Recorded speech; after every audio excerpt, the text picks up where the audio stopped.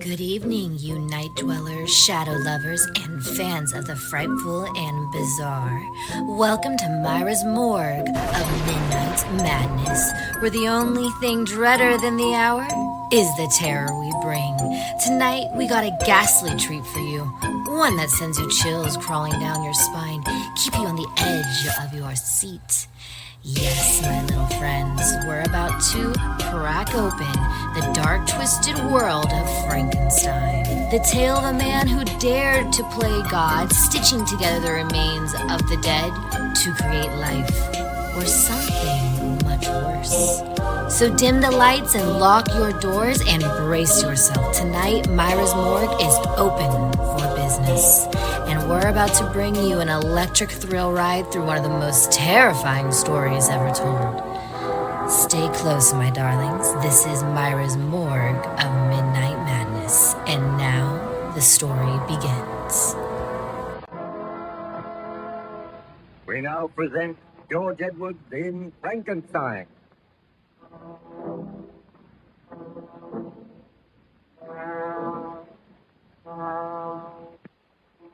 The ship Voyager had been on a journey of exploration towards the North Pole. She was homeward bound, but unfortunately, the icy grip of the northern winter closed in, and the Voyager was surrounded by great blocks of solid ice.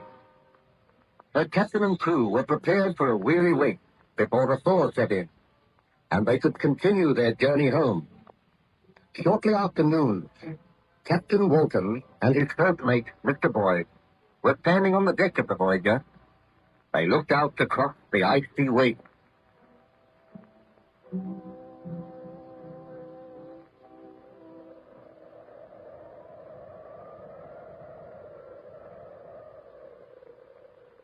Well, Mr. Boyd, I think we will be here for quite a considerable time yet.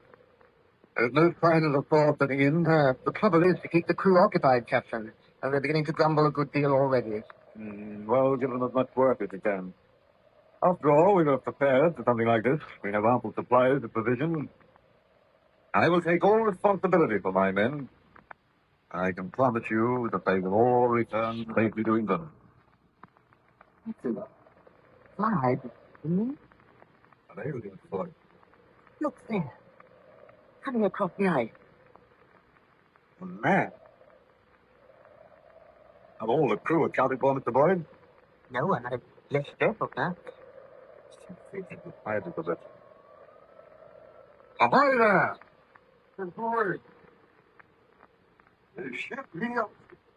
No, I must sit in. This is another species of my constant brain. I can assure you that this is it. Give order that the blankets be helped aboard, Mr. Boyd. Aye, aye, sir. What ship is this? Whither are you bound? My men are telling to help you aboard now, sir. Bring him up that rope ladder. Sailor! They appear to speak good English. Yes. I wonder where he came from. I can't understand. Man wandering about all alone out here. The wind and the snow is howling about. No, they're bringing him aboard now, sir. Who is the captain of this vessel? I am the captain. My name is Wolf. I fear there is this vessel bound. We have been on a voyage of exploration towards the North Pole. We commenced our journey homeward. The ice closed in on us. We are staying here until the thaw sets in. May I crave your hospitality and shelter? Most certainly, sir.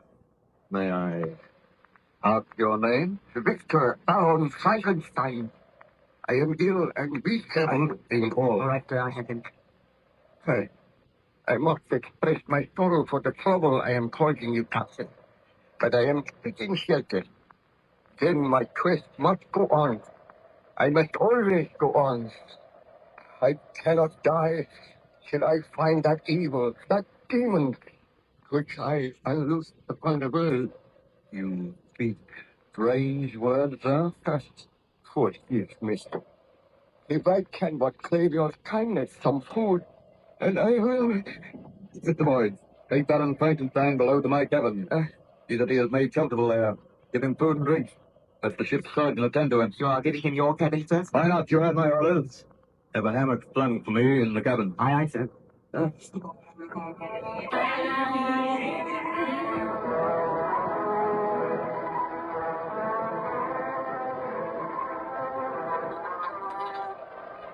Mr. Boyd, how does the stranger progress? We put him to bed, sir. He slept for quite a long time. He feels better now, so I think his mind is rambling. Why do you say that? Well, over and on, he speaks of some demon, some fearful monster. He peers through the porthole. We had to use force on one occasion to persuade him to return to his bed. Strange. Perhaps his wanderings have deranged his mind. Do you think it is safe to leave him without a guard? Do you think we should take the precaution of locking your daughter? He appears to be a gentleman. No doubt he has a strange story to tell. Has he mentioned anything which might supply a key to this mystery? Or why he was wandering about here in these icy wastes? Said that he was searching for an evil spirit, for a destroyer, a taker of human life. Something about the man makes me afraid, sir. Oh, boy, the man could do you no harm. I will go down and speak with him myself. Do you wish me to accompany you, Captain? No, I will go alone. But, should he become violent? For the man is weak and ill, how can he become violent? He struggled with us when we dragged him away from the porthole. He said he must be watching, forever watching. Poor devil. I will try to persuade him to tell me his story. Wait here on deck, boys. I will send for you if I need you.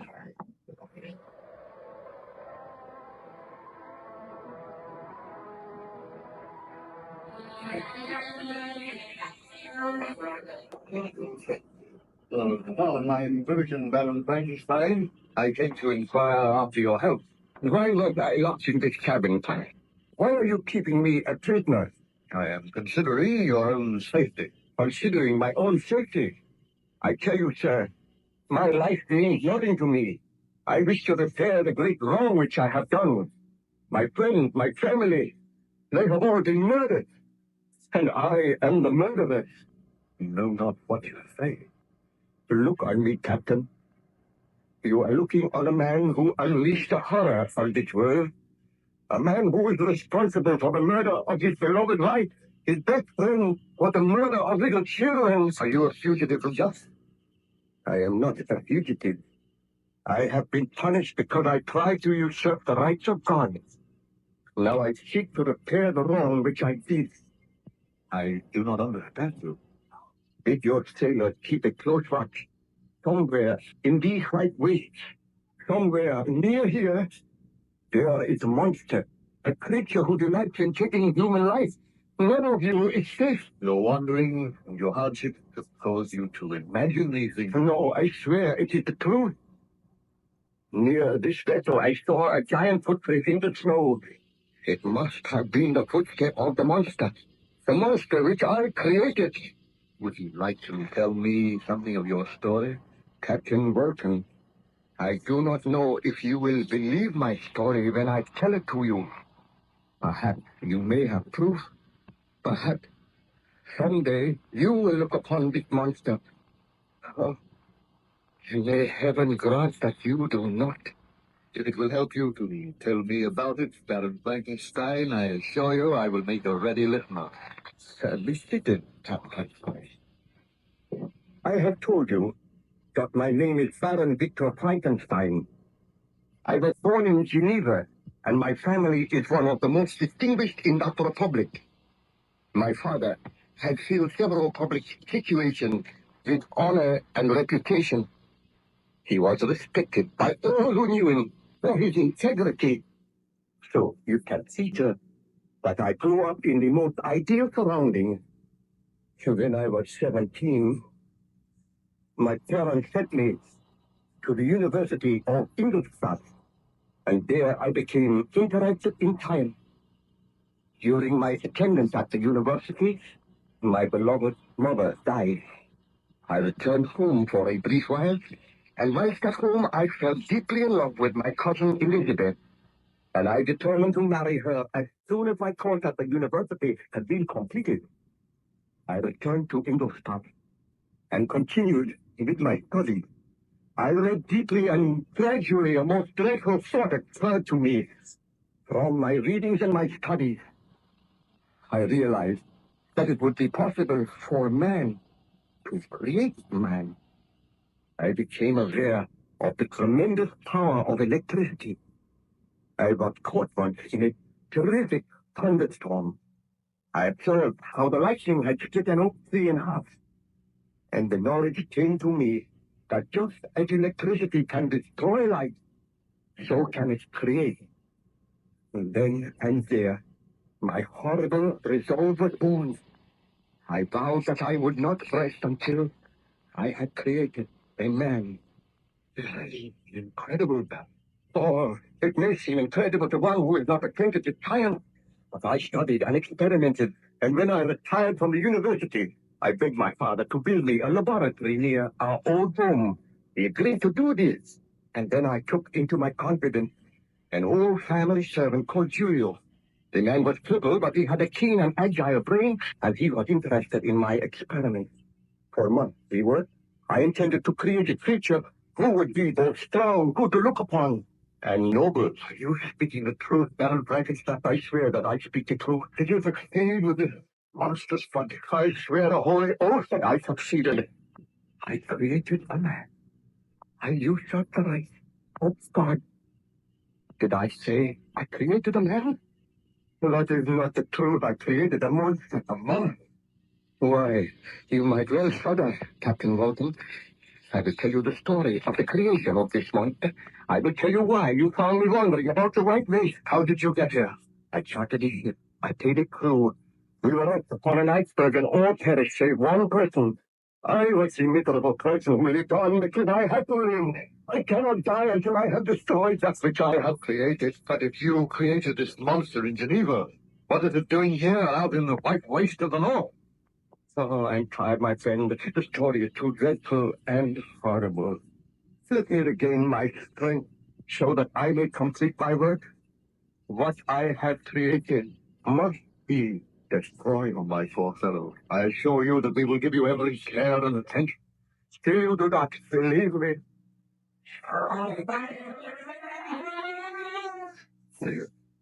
What was that?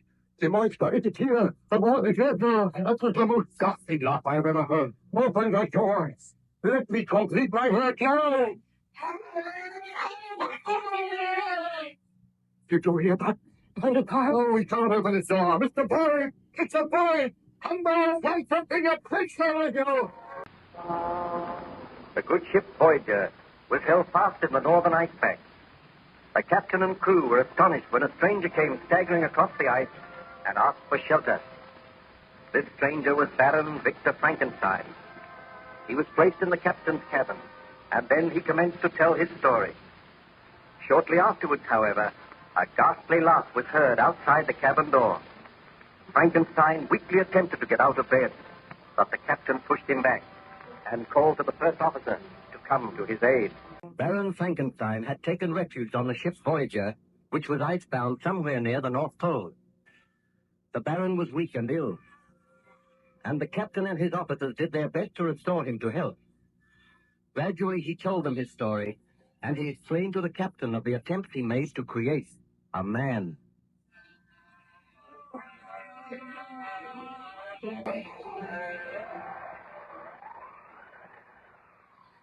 Do you feel able to tell me any more of your story now, Baron Frankenstein? Somewhere out in those white wastes, there is something which must be destroyed. The thought of it is driving me mad. If only I could regain my strength. If only I could continue my quest. Please do not distress yourself. The surgeon tells me that you are making an excellent recovery. I want to hear about your great experiment. Well, I told you how my fiancée Elizabeth and my friend Ernst Claval and myself waited in the laboratory during the violent thunderstorm, while up above us, exposed to the full fury of the storm, lay the lifeless bodies which I had made. For a full hour we watched, and everyone seemed to be agitated. My servant Julio crouched in a corner, and ever and anon cast fearful glances up above. At last the hour passed, and I motioned to Julio to move over towards the pulleys. Ernst and Elizabeth followed me, and I just told you. The body has been there for a full hour now. It is time to lower it. My hands are trembling with excitement, for soon I shall know whether I have created a man. Stop. I make one more appeal to you, Victor. Do not proceed with that experiment. When you bring that body down, I beg you to destroy it. After experimenting on it for months and months? Oh, what you ask is too much. I also add my fears to those of Elizabeth. Well, I must hurry there. Here to you, please. Help me with this story, Julio. I will, my master, but I am afraid the devil stalks abroad tonight. Ah, that is nonsense. I am a scientist. I am conducting an experiment. Now lower it gently. The storm seems to have abated a little. I seldom remember a worse storm. The thunder is still pealing. It is a fitting night for devil's work. This is not devil's work, Ernst. It is an achievement in the field of science. Now, roll the body off the next short. Take it over here. Close all of you. What are you going to do? I'm going to unwrap the bandages. We'll start here. Nothing will happen. Nothing can happen. Watch still that I must pray. Please, please do not let this creature have life. We should all pray. It is not too late to stay your hands, Victor. I feel sure that I am on the verge of success. I am removing the bandages now.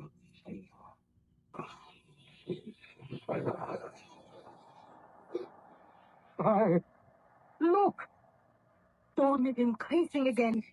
It seems almost as if the voice of the heavens is pulsating. Look at the place. It is horrible. I did not mean the fate to be like that. I thought it would be beautiful. It came towards the wrong time. It is awful. This is ghastly. There is no sign of life. Wait. I will remove the other bandages. I have never seen the idiots.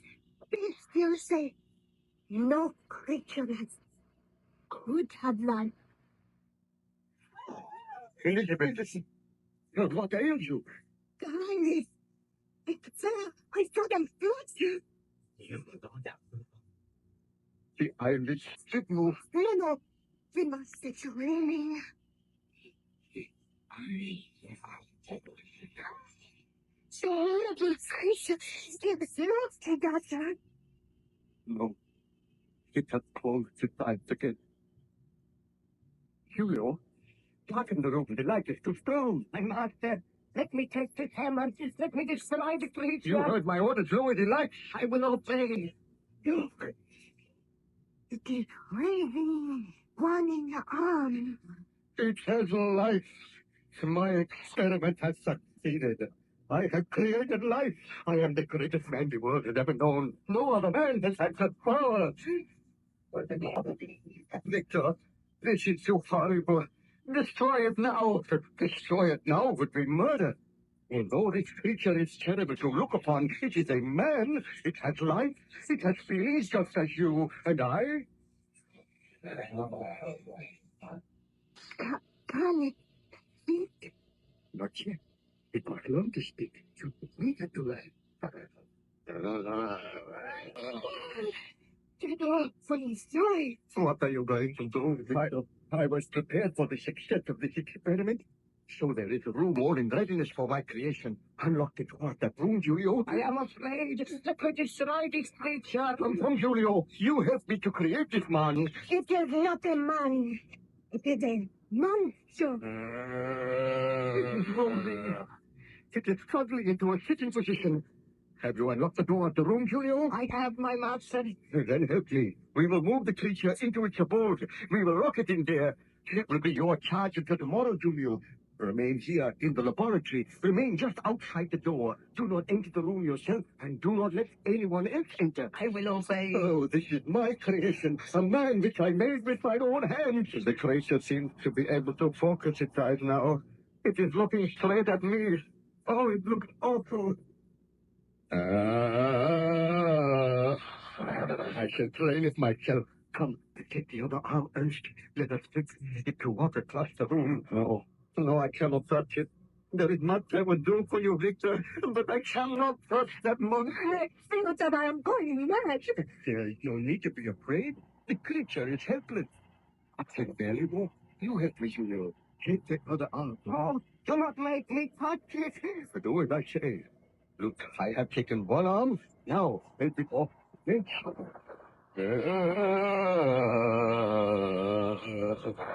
Take it across the room here. Perfect strength. It can barely drag one leg onto the other. I have never seen anything so horrible. I admit I am disappointed in the appearance of my creation.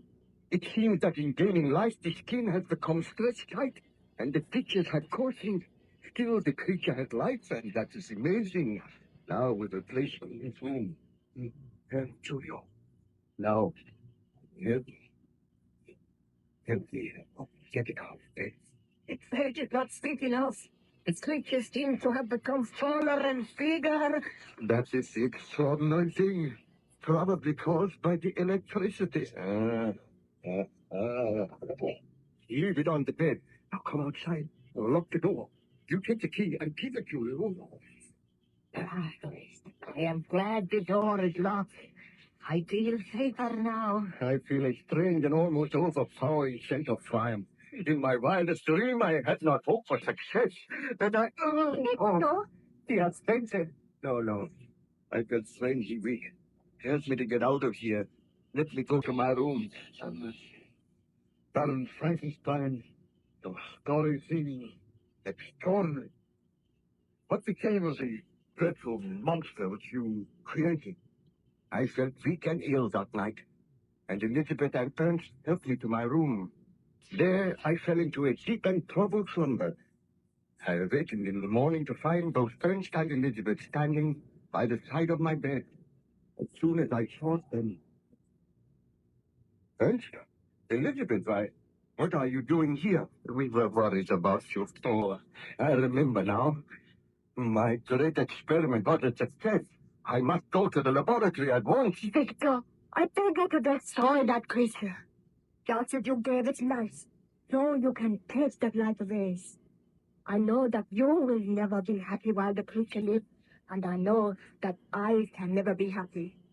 For the sake of the love you bear me, for the sake of the happiness which we desire, I beg you to destroy the creature. Elizabeth is right, Victor. Your experiment was not altogether a success.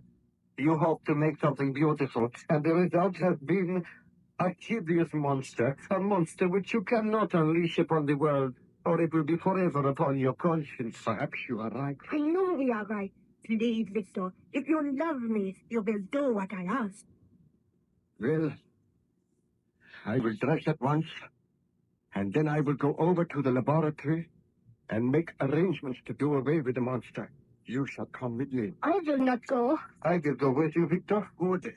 And if you wait for me downstairs, I will join you.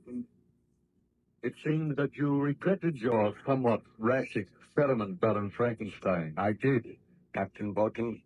And I feel happier when I had made up my mind to destroy my creation. I dressed hastily and went downstairs, where I found Ernst waiting for me. We walked across to the laboratory and entered the room, and then I called him. Julio! Julio! It is strange that he does not answer. I ordered him not to leave here. Look, the door of the room where you put the creature. There is no door there. It is wrenched off its hinges. What could have happened? Look, there in the corner. What is it? Let me see. Why, it is the broken body of Julio. The broken body of Julio? Yes, look for yourself. Oh, this is horrible. Let me look in that room. Is there anyone there? Why, the room is empty. I am too late. The monster has escaped, and in so doing, she has murdered my servants. I have unleashed the horror. The partner will. I can speak no more of the matter at present, Captain Morton. The memory of that horror is still vivid. I beg of you, take me away. Oh, I will let you rest, Baron Frankenstein. I feel that I have not the right to sleep. I should not pray, but I must regain my strength. Try and sleep now. I will send the ship's surgeon to you. Tomorrow I will come and speak with you again. You look much better this morning, Baron Frankenstein. I trust you had a good night's sleep. I feel better, thank you, Captain. Tell me, what happened after you discovered the body of your servant Julio? I recall it quite clearly. My friend Ernst Clerval and myself were in the laboratory. We found that the door of the monster's room had been burst open, and there was the broken body of Julio lying upon the floor. We bent over the body and then Clerval. Do you realize, Victor, that you have unleashed a monster upon the world, a killer? Anybody's life may be in danger. We must make a search immediately. I will organize a search party. All the peasants on the estate can join in the search. I now realize the enormity of my crime. I will aid you, but I do not know what Elizabeth will say when she learns of this. What are the authorities going to say? How am I going to explain the broken body of Julio? You will have to tell the truth to the police, But they will not believe me. They think I am mad. Oh, you were mad to attempt this experiment. I am only sorry that it has succeeded. Elizabeth will be appalled when she hears this news. I will search for the monster, I promise you. But I do not think there is anything further to fear, Ernst. The monster will perish. I wish that it were only a dream, some horrible nightmare, and I could awaken to find it was not true. Lord Julio's body proves the truth of what has happened. I know, but somehow my fear has vanished. I am going to seek my own happiness now. Oh, how can you talk like that when the monster is alive? The monster will be found. If not, he will perish. Let us go for the sea. Tell me, did the police succeed in finding the monster, Baron Frankenstein? They did not. The search went on for days, and still there was no trace of the monster. But my hopes were high. I felt sure that the creature had wandered away somewhere in the hills, and there perished from cold and starvation. There came a day when I had almost forgotten the monster and my experiment. They seemed like some dim dream of the past. I sought out Elizabeth and answered. Elizabeth, I feel sure that we will have no further fear of the strange creature for which I was responsible. I am asking you now, will you marry me and come away to England? Let us take a long journey together. But Victor, does your conscience allow you to live here? Are you sure that nothing further will be heard of this horrible creature? Oh, it is some months since the monster disappeared and nothing has been heard of it. It is safe for me to go now, Elizabeth. How long shall we disobey? For at least 6 months. Then we shall return here and settle down in my home. Oh, please say that you will marry me as soon as possible, Elizabeth. There is only one request I have to make of you, Victor. What is it? My sister's child, William, needs a home. His mother is very ill. His father is dead. Can he come and live with us? Well, of course, I am very fond of William. We shall adopt him, and he shall be as our own child. Oh, you are very kind, Victor. Oh, I am just a man in love with a beautiful woman. Now, let us go and tell your father. We will be married very soon, and we shall make all arrangements for our joining together. Well, Baron Frankenstein, I trust you are not too tired to continue with the stories? No, I am just marshalling the facts recalling my happy marriage. A glorious few months in England and then my return home. How long did you remain in England? For 8 months. We had a delightful holiday there, and I returned to my ancestral home and my wife and I settled down. During our absence, we had left the child William in charge of a nurse, whom we called Justine. She was an old friend of the family. She had known my wife for years. A few days after our return, Justine approached my wife, and I said, Master William desires that I shall take him out for a walk. Do you think the weather is clear enough for me? Oh, I think the child could go for a walk. What do you think, Victor? by all means, the sun is shining brightly now, although there are clouds on the horizon. Clouds under the horizon. It's the flesh cloud. I fear there may be a storm. Oh, just such a storm as one Look, Victor, we agreed never to talk of that. Well, may I take the child for a walk? Yes. Just a short walk down to the lakeside, please. Tell me, Justine, do you like the child? Do you think that young Master William shows promise? He is rather a vague child, with a very strong will of his own. But I am fairly strict with him. Oh, you must not be too strict with him. Remember, we were all young once. I will remember that, Serenade. All right. Take him out now. But do not take him any further down the lake. If there are any signs of an approaching storm, bring William home at once. I will, madame. Tell me, Elizabeth, what do you think of Justine? Oh, I have known her for years, my dear. But you do not seem to love her. She is rather a grim and forbidding woman. Oh, in reality, she has a very kind heart. Come over here, Elizabeth. Look out of the window. What is the matter? Look at those strange black clouds on the far horizon. They fill me with a sense of grim foreboding. Victor! Clouds gathered like dots on the days that I created the monster. Victor, do not think about it. The monster is dead. It's 12 months since he disappeared. But is he dead? The body has never been found. Darling, do you not think we would have heard if the monster had still been alive? I suppose so. You hear that? Thunder in the distance. Oh, I hope Justine had the intelligence to bring William home before the storm showed signs of breaking. Why am I seized by this nameless fear?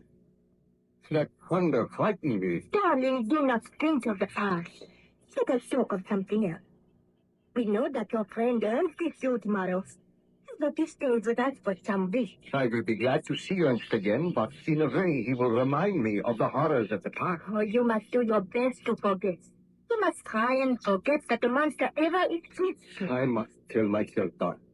I created the monster, and now that monster is dead. I will never see it again. Victor, what can I hear? That dreadful sound. Strange dragging footsteps. The footsteps are approaching this door. Victor, I am frightened. The footsteps have stopped. Victor, what can it mean? Look, Elizabeth. The door is opening slowly. So slowly. Frankenstein, my master. We meet again. The monster! This cannot be. I told myself that the monster no longer existed. It is many months since we have met, my master. And now all that you desire. I can walk. I can move freely. I can think. And I can speak. Where have you been? Living in the woods these many months. Watching other folk, learning to speak as they speak, and almost dying from intolerable loneliness. I come to make terms with you, my master. Terms? What mean you by that? Victor, he looks so horrible. That awful face. Long, shambling legs. Tell me it's not wrong. Calm yourself, please, Elizabeth. I am an object of hatred and scorn and derision wherever I go. You did this, Frankenstein. You gave me life, but a life which is filled with misery. All men, all women turn from me. Why did you give me life so that I may suffer? If I had a gun, I would put an end to the life which I gave you. I would destroy you. I do not wish to die. I wish to live. I wish to be happy as other men are. Why? What do you ask of me? You made me. You gave life to me. Now make a mate for me. A woman who may share my life with me. What you ask is impossible. It shall be my mission in life to destroy you. Did you not kill my servant? That matters not. We will talk of this again. I have come to make a bargain with you. Give me a companion, someone to share my loneliness. Why should I not know happiness as others know it? Victor, you must not grant his request. Fear not, Elizabeth. I will never grant it. So be it, Frankenstein. You and yours shall suffer for this. What mean you, by God? I killed one man, and I can kill others. And unless you heed my demand, unless you fashion for me a mate, then you and all your family will suffer. I will kill them just as I killed that man. I will kill all who stand in my path. I will leave a trail of death and destruction wherever I go. But I will not kill you. You shall live on until I bend you to my will. The creature shall rule the master.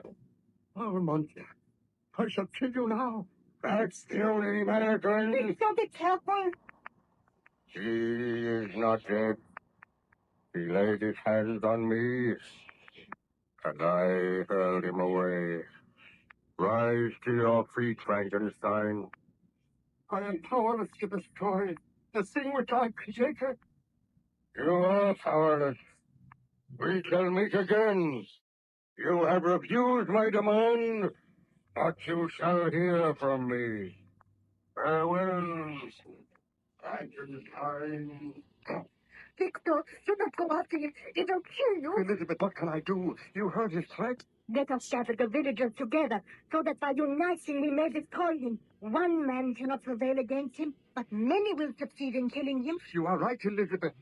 I swear that the monsters of my creation have life now. Did you succeed in finding the monster that night, Baron Frankenstein? Ask me no more now, Captain Walton. I am tired. I must not overtax my strength. Let me rest now. You will rest now, and I will write the notes of your story in my journal. So be it. Come to me tomorrow, and I will tell you of the horrors which befell me.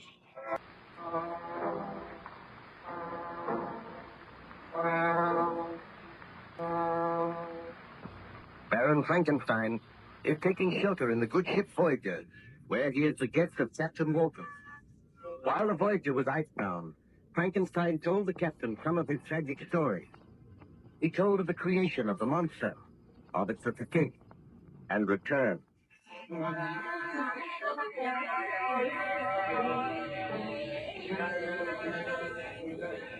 I thought that you had a refreshing sleep, Baron Frankenstein. Certainly look much better this morning. Thank you, Captain. I slept very well, and I feel that my strength is gradually returning. I am glad to hear that. Do you feel inclined to tell me some more of your story? Well, I remember telling you how the monster had returned. He had learned to speak, and he begged me to make him a mate. Yes. One cannot help feeling a little sorry for him. I know what it is to be bitterly lonely. I also know that the monster rushed out of the house when I refused. My wife and I discussed the matter. I sent to the burgomaster and begged that his officers would look for the monster. Some little time later, the storm burst in all its fury. The rain came down in torrents, and the thunder roared. My wife approached me anxiously. Victor, do you know that Justin has not told little William Hall yet? I almost forgotten about them, Elizabeth. Are you sure they have not come home? I have searched the house. We have asked the other children. There have been no sign of them. Dear, this is most disturbing. You instructed the woman to come home before the storm burst. They have been out for a long time. Do you think we should go and look for them? They only went to the edge of the lake. They should not have been very far away. I am worried about it.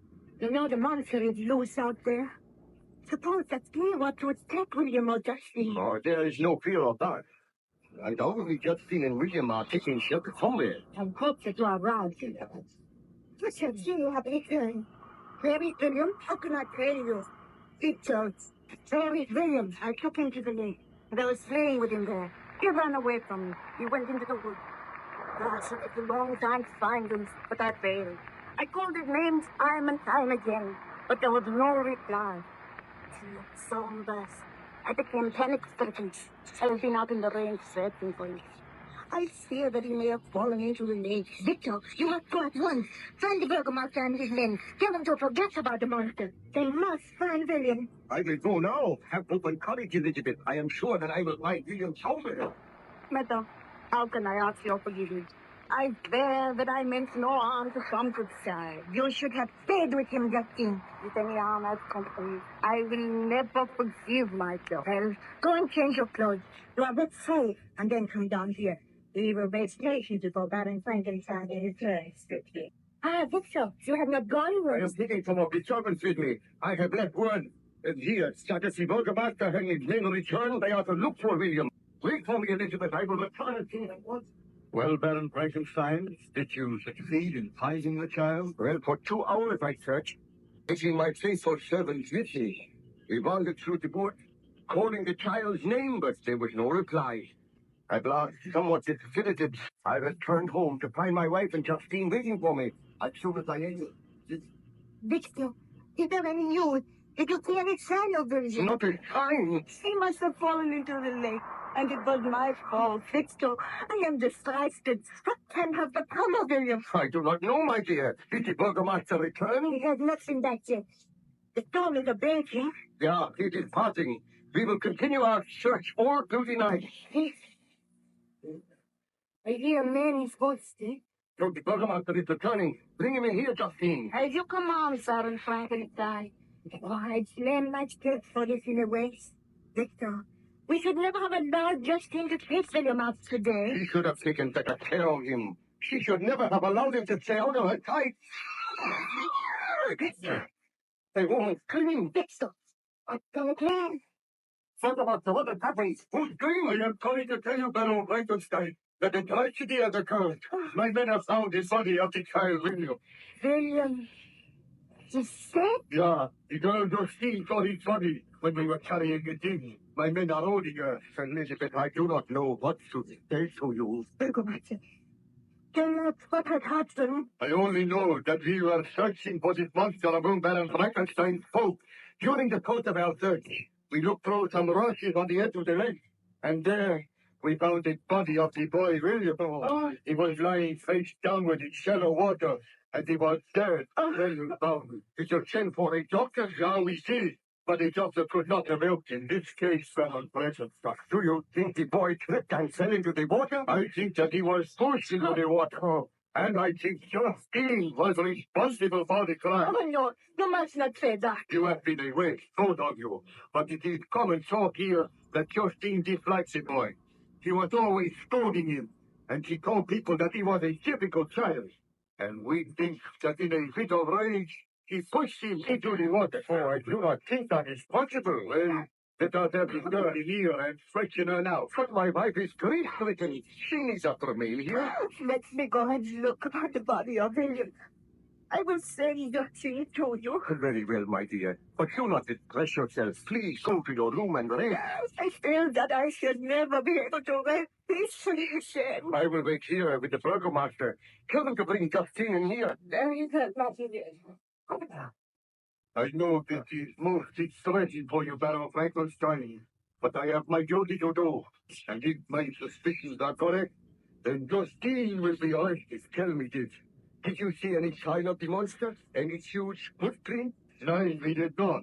The rain was coming down the torrent. No footprints would be left. Oh, bring Justine in here. Why have these men seized me? I have committed no crime. Hear me, girl.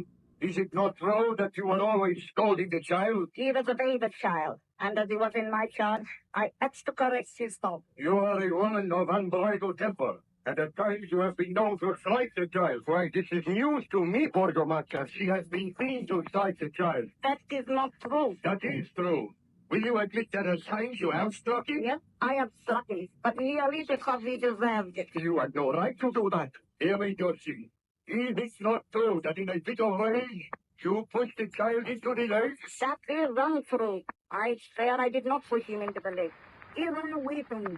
He went into the woods, and I could not find him. You must believe me. No, we do not believe you. Baron Frankenstein, you know I would not kill the child. Address your remarks to me, Justine. Is it not true that in a fit of rage, you pushed the child into the lake, and then you were afraid of your mad act? You wandered around in the rain for hours and pretended you were looking for it. It is not true. Did you quarrel with him today? I was angry with him for running away from me, and I said I would slap him if I caught him. You terrified the child. I did not steal him. I am going to arrest you and charge you with the murder. You will stand your trial in due time. Baron Frankenstein, I appeal to you. I swear that the child came to no harm at my hands. I have served your family faithfully and well these many years. I did not murder William. You cannot believe it of me. I beg that you do not allow him to arrest me. Further, Watson, I think you are being rather hasty. I cannot believe that Justine pushed the child into the lake. It is my duty to arrest criminals, and I suspect her of having committed a murder. You are a stupid man. There is no proof that I did it. Yeah, we will find proof. That has happened. Oh, Elizabeth, you have returned? I said I wanted to know what was happening here. And I thought that you should go and look on the body of William. Justine has been arrested. The burgomaster thinks that she killed William. Sorry, save me. Do not let them arrest me. I did not kill the child. You believe me. You must believe me. Burgomaster, why did you say that Justine killed the child? Who else would have done it? Wait here. I wish to go and look on the body of the child. Do not take Justine away until I speak with you again. Very well. We will wait for you, Baron Franklin. I will return in a few minutes.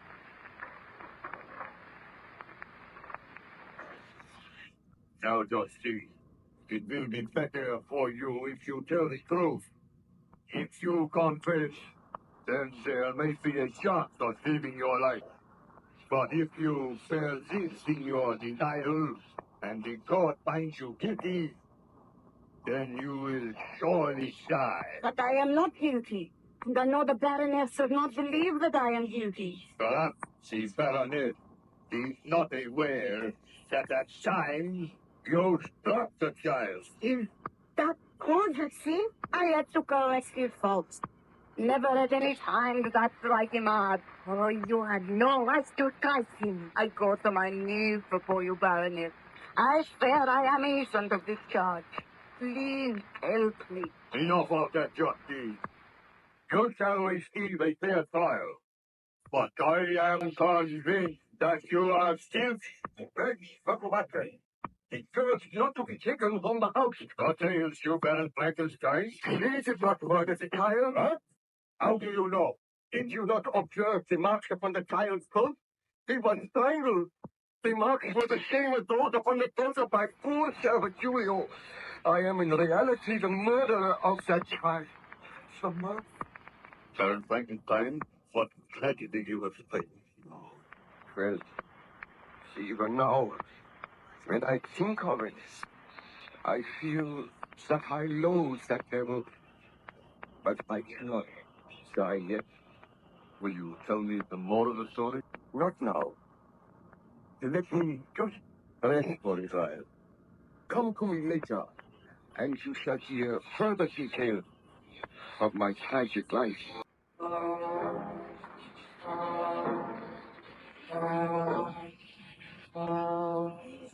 Baron Frankenstein passed away the tedious days on the good ship Voyager by relating his tragic experiences to Captain Walton. The Voyager was icebound somewhere near the North Pole, and day after day a howling blizzard raged. Captain Walton became worried, and the ice pack grew higher. He confided his worry to Baron Frankenstein.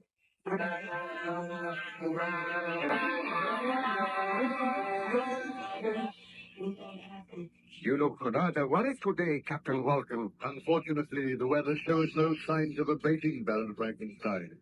Have any of your men seen any trace of the monster? Has he attempted to visit the ship again? No one has seen any trace of it.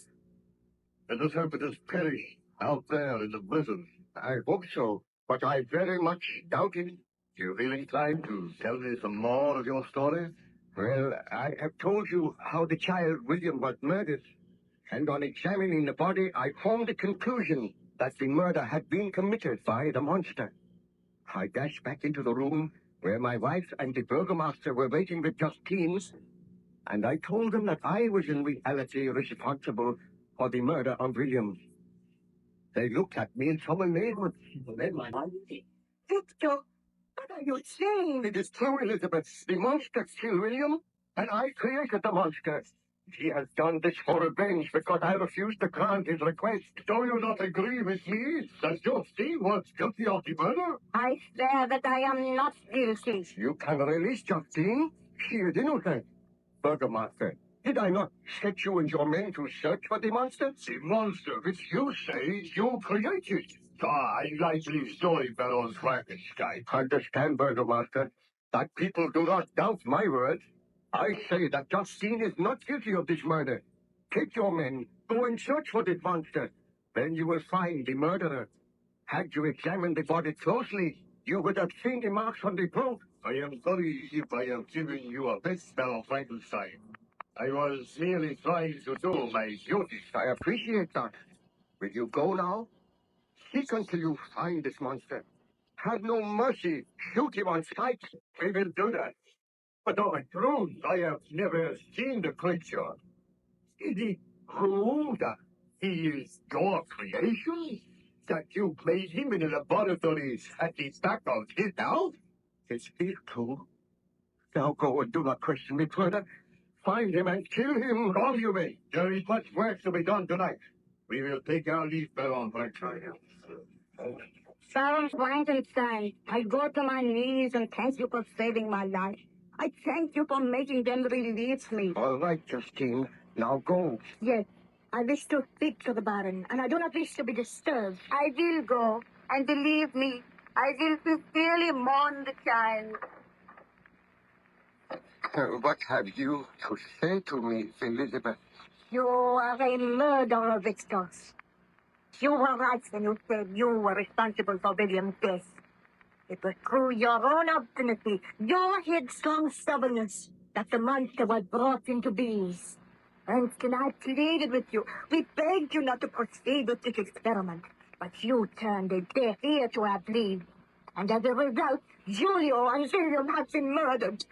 The murder is yours, and it will forever be upon your conscience. Oh, Elizabeth, please do not turn against me. Had you heeded me, had you really loved me, you would not have proceeded with your experiment. You would have married me and destroyed the form which you had made. But you were selfish. You wish to win fame, and what is the result? Oh, I speak you, Victor. Oh, Elizabeth, you do not mean that. That child saw the light in this house, mutely crying for revenge. And yet you stand here and try to justify yourself. Oh, what should I say to you, Elizabeth? Are you going to let that monster live? Are you going to let it roam the countryside, leaving a trail of tears and misery? Why are you not out searching for it? Why do you not destroy this evil thing? Very well, Elizabeth. I admit that I cannot justify myself. I will go now, and I shall not return until I have slain the monster. No, Victor. I do not mean what I say. If you go out there, the monster may kill you. You have shown me my duty very plainly, Elizabeth. I will go, and I trust that I will return. You must not go, Victor. The shark and the grave caused me to exist like that. I do not hate you. I love you, and I want you to stay here. It is because of my love for you I want to repair the great sin which I have committed. You cannot go. So remember, Papa is coming tomorrow. Tell him what has happened, and do not fear for me. Goodbye, Elizabeth. Did you succeed in finding the monster, Baron Frankenstein? Well, I wandered out into the night. I walked through the woods. I traveled for miles, and still I was footsore and weary. But still I saw no trace of the being which I had created. And then, just as dawn was breaking, I came to a little clearing at the side of the woods. I looked around curiously, and then eventually I heard a woman sobbing. I hurried in the direction of the sound, and as I came through the woods, I saw a fatal cottage. Outside the cottage, a woman was kneeling beside the body of a man. She was weeping bitterly.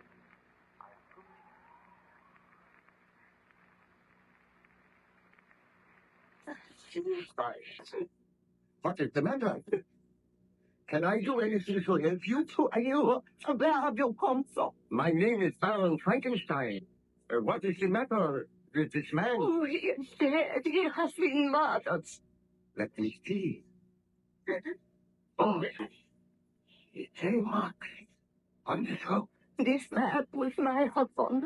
We lived here happily together for many years. And one day a great creature came into the woods. She seemed to be half man, half sea, always trying to out indoors. Following my husband, then he went to his work in the woods. Today, my husband took his gun. He shot at the creature, and the bullet struck him, but it had no effect. The creature advanced my husband with a sword. I was powerless to interfere, and in a few minutes, the sound was dead. Then the creature ran into the woods, saying that all men were his enemies. Leaving a trail of death and misery. But you have so much can I do? I am so afraid. We will take your husband's body into the house. I will return to town and you shall come with me. It is not safe for you here. What is this strange creature? Where did he come from? He terrifies me. It will help me to carry your husband's body down gently now. Bring it in here. Come on, this way. We shall lay it on the couch. What can I do? Oh, Gustav, my son. Take comfort. Although there is little I can say. What? He's saying it. The monster approached. Oh, we are not crazy. Shall we see? Greetings, Frankenstein. I thought that you would follow me. I have followed you so that I may kill you. This time I have a gun. You cannot kill me. We shall see. Ah! I am wounded, Frankenstein, but I will not die. You are the second man who has tried to kill me today. The second man who has wounded me, who has taught me the meaning of physical pain. Let this woman be gone. We have much to say to each other. I will go. The creature, the devil, he cannot die. Poor woman. Why did you kill her husband? Because he was my enemy. All men are my enemies. And I take that gun from you, Frankenstein. You devil! You are so strong! Now we can talk. This woman will not return. She will run to the town for aid. I am the most wretched being on this earth. You are my creator, Frankenstein, and yet you despise and spurn me. You gave me life, a life that is filled with misery and wretchedness. You gave me this hideous form which turns all men against me. Do you expect me to love all men? Why did you kill the child? Why did you kill this poor peasant?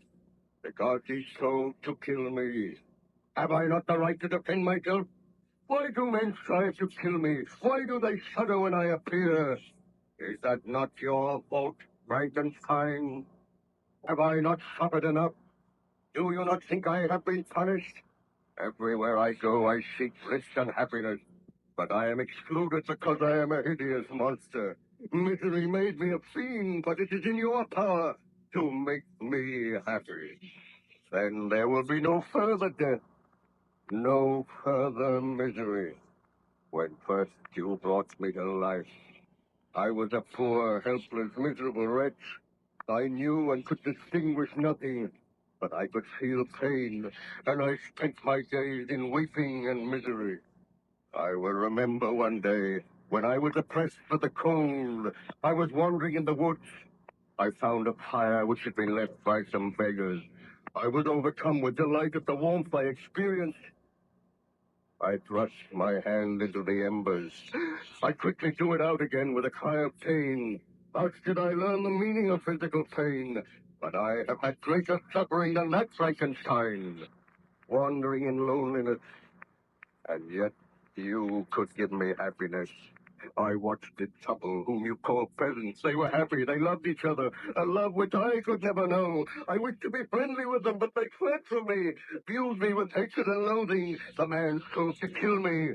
Then he died. Tell me, foul monster, why did you slay the child William? Because he meant something to you. Because I wanted you to suffer as I have suffered. And I swear this, Frankenstein, if you do not give me a mate, and you shall have no mate, I shall slay your wife.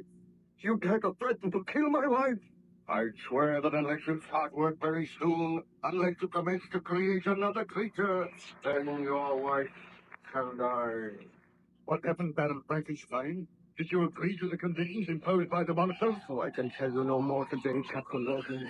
The memory of those horrors is still too fresh upon my mind. Return later, and I will continue with my story.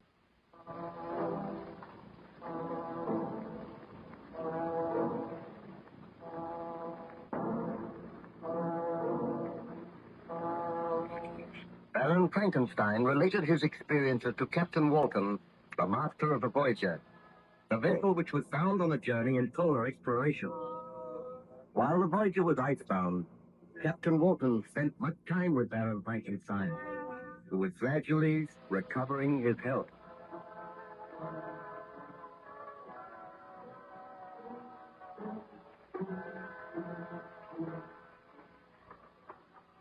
Oh, Baron Frankenstein, I thought perhaps you might care to look at my journal. I have noted your story down very carefully. If you will leave it, I will look through it, Captain. You do not mind if I make some annotation? Oh, not at all. I will be very grateful. I am glad that you have noted my story in your journal, because something tells me that I will never return to civilization. You must not say that. You are recovering splendidly. I know, but I dare not return until I am certain that the monster is safe. We know that he is somewhere out there in the white waste, wishing to wreak his foul vengeance on some defenseless human beings. You will pardon my contradicting you, Baron, but we do not know that. I think the monster must have perished in the blizzard. What part of my story did I reach yesterday? You were telling of your conversation with the monster. You met him after he had murdered the peasant, and he threatened to kill your wife unless you created a mate for it. I sat there in the little peasant cottage, and I was horrified at the monster's words. He gazed at me for some time, and then I said, "Oh, monster, you seek to arouse my sympathy. Do you not know that you have turned my wife against me? Had I but heeded her advice, you would never have lived. I came to destroy you the day after your creation, but I was too late. You had escaped, and you had already taken a life. I will take no more lives if you will accede to my request. When I left your home, I wandered through the woods, and there I saw the child whom you called William. As soon as he saw me, he screamed and sought to run away. But I seized him by the arm and spoke softly to him, bidding him not to be afraid. He told me that his uncle was Baron Frankenstein, and that I would be punished if I harmed him. At the mention of your name, I trembled with rage, and in a fit of black rage and despair, I killed the child. Just as I shall kill all of your family unless you create for me a mate. I cannot bring myself to do such a thing. You are hideous and horrible. Were I to create another like you, I might unleash another horror on the world. My companion must be as deformed and horrible as myself. One from whom everyone will shrink, and who will turn to me for comfort. But I cannot do it. You must do it, or I will work against you so that you shall curse the very day that you were born, so that you will curse those whose hands created me. I do curse them now. I seek to reason with you. You are my creator. Let me feel gratitude towards you. Let me see that I excite the sympathy of some existing being. Do not, I beg of you, deny me to my reward. I have tried to paint for you a picture of misery, the horror and the suffering which I have undergone. All I ask is a mate as hideous and repulsive as myself. So I see compassion in your eyes, and if I consent, what then? If you consent, neither you nor any other human being shall ever see it again. I will take my mate and go to the vast and frozen wastes of the north. Your body is deformed, and your mind is deformed. I have learned that I cannot control the mind of any creature which I create. If I create a mate for you, she will also have the desire to kill, to inflict misery on others. Oh, I dare not do it. If you refuse, I swear that all you know and love shall die as others have died. I will haunt this earth, the enemy of mankind, who are my enemies. So be it. I must consent to your demand on your soul that you will take your mate into exile, so that none will ever see you again. Do you swear to that? I swear by the sun, and by the blue sky of heaven, and by the fire of the love that burns in my heart, that if you grant my prayer, you will never behold me again. Depart to your home and commence your labors. I shall watch your progress with anxiety, and mark this well. When you are ready, when your labors are complete, I shall appear.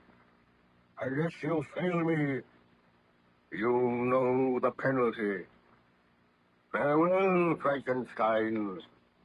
I trust that soon we shall meet again, and that the meeting shall bring happiness. But, Frankenstein, surely you did not accede to the monster's request? Well, after he had left the little cottage, I sat and I thought for a long time. I realized that he was a vile and horrible creature, and that he had demanded that I should create just such another creature. And my heart was heavy. With dragging footsteps, I returned home, where I found my wife and my friend Ernst Saval awaiting me. As soon as I entered, Elizabeth greeted me. Oh, Victor, I am so glad you have returned. I drove you away with harsh words last night. I regretted my words. Tell me, what news? The monster still lives. Victor, my friend, I have heard of your trouble. Elizabeth has told me. Let me offer you all the aid that I can. Together we shall destroy this vile creature. Have no fear. The monster will do no more harm. There will be no other death. How can you know that? Well, I have spoken with him, and there shall be no more death. Rest assured of that, Elizabeth. Oh, I am so glad. But can you touch this monster? I have been greatly punished for my sins. Tell me this, Victor. Did you consent to the monster's request? Surely you did not promise to create a mate for him? Elizabeth, there is so much at stake. So much harm has been done. Victor, you cannot do it. Already there is one vile, bloodthirsty monster roaming the earth. Dare you create another? Oh, give me time to think, please. Oh, Elizabeth, he is upset. Leave him alone with me now, and I will talk with him. Oh, I am thoughtless. Poor Victor has been out all night. He needs refreshment. I will see that a meal is prepared for you, Victor. Oh, I thank you, Elizabeth. Remain here with Ernst, and we shall talk of the matter later.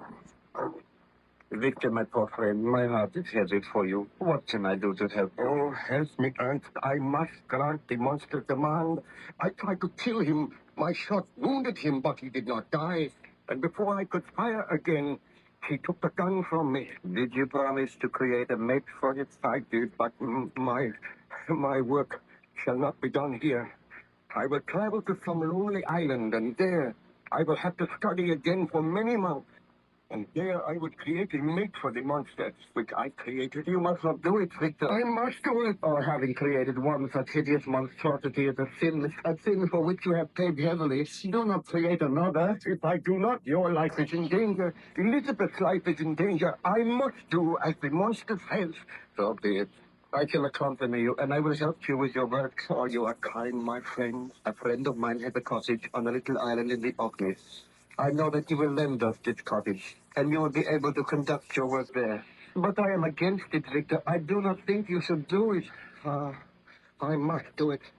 I feel sure that if I grant his request, there will be no further trouble. But how can you be sure? You cannot control the mind of the creatures which you create. So we shall tell Elizabeth you are taking me away from my health, that I am going for a sea trip for several months.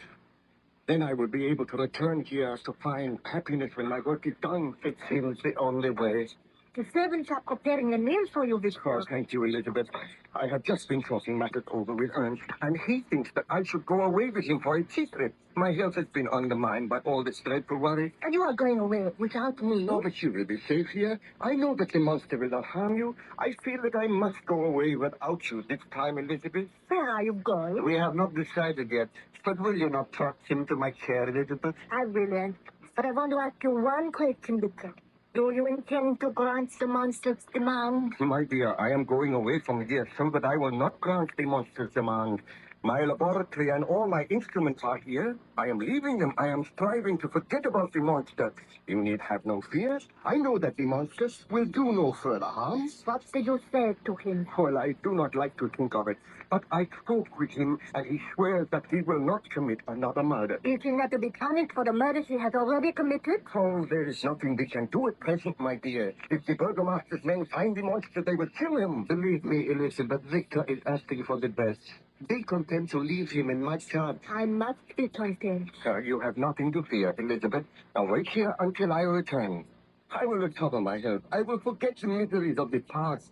When I come back here, I swear that you and I shall never be parted again. And nothing shall ever happen to mar our happiness. Did you eventually go to that island in the Orkneys, Baron Frankenstein? I went to the island in the Orkneys. I will tell you of my experiences if you come to me again a little later, Captain Walton. I wish to look through your journal now, and I may make several corrections. Very well, Baron Frankenstein. I will leave you alone now, but I will return later.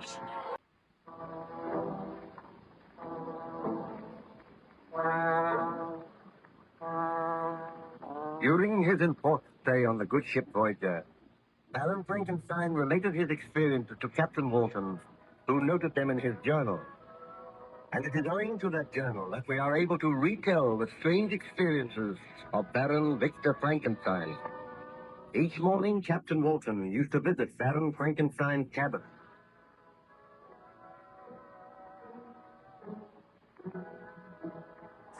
Good morning to you, Captain Walton. Morning, Baron Frankenstein.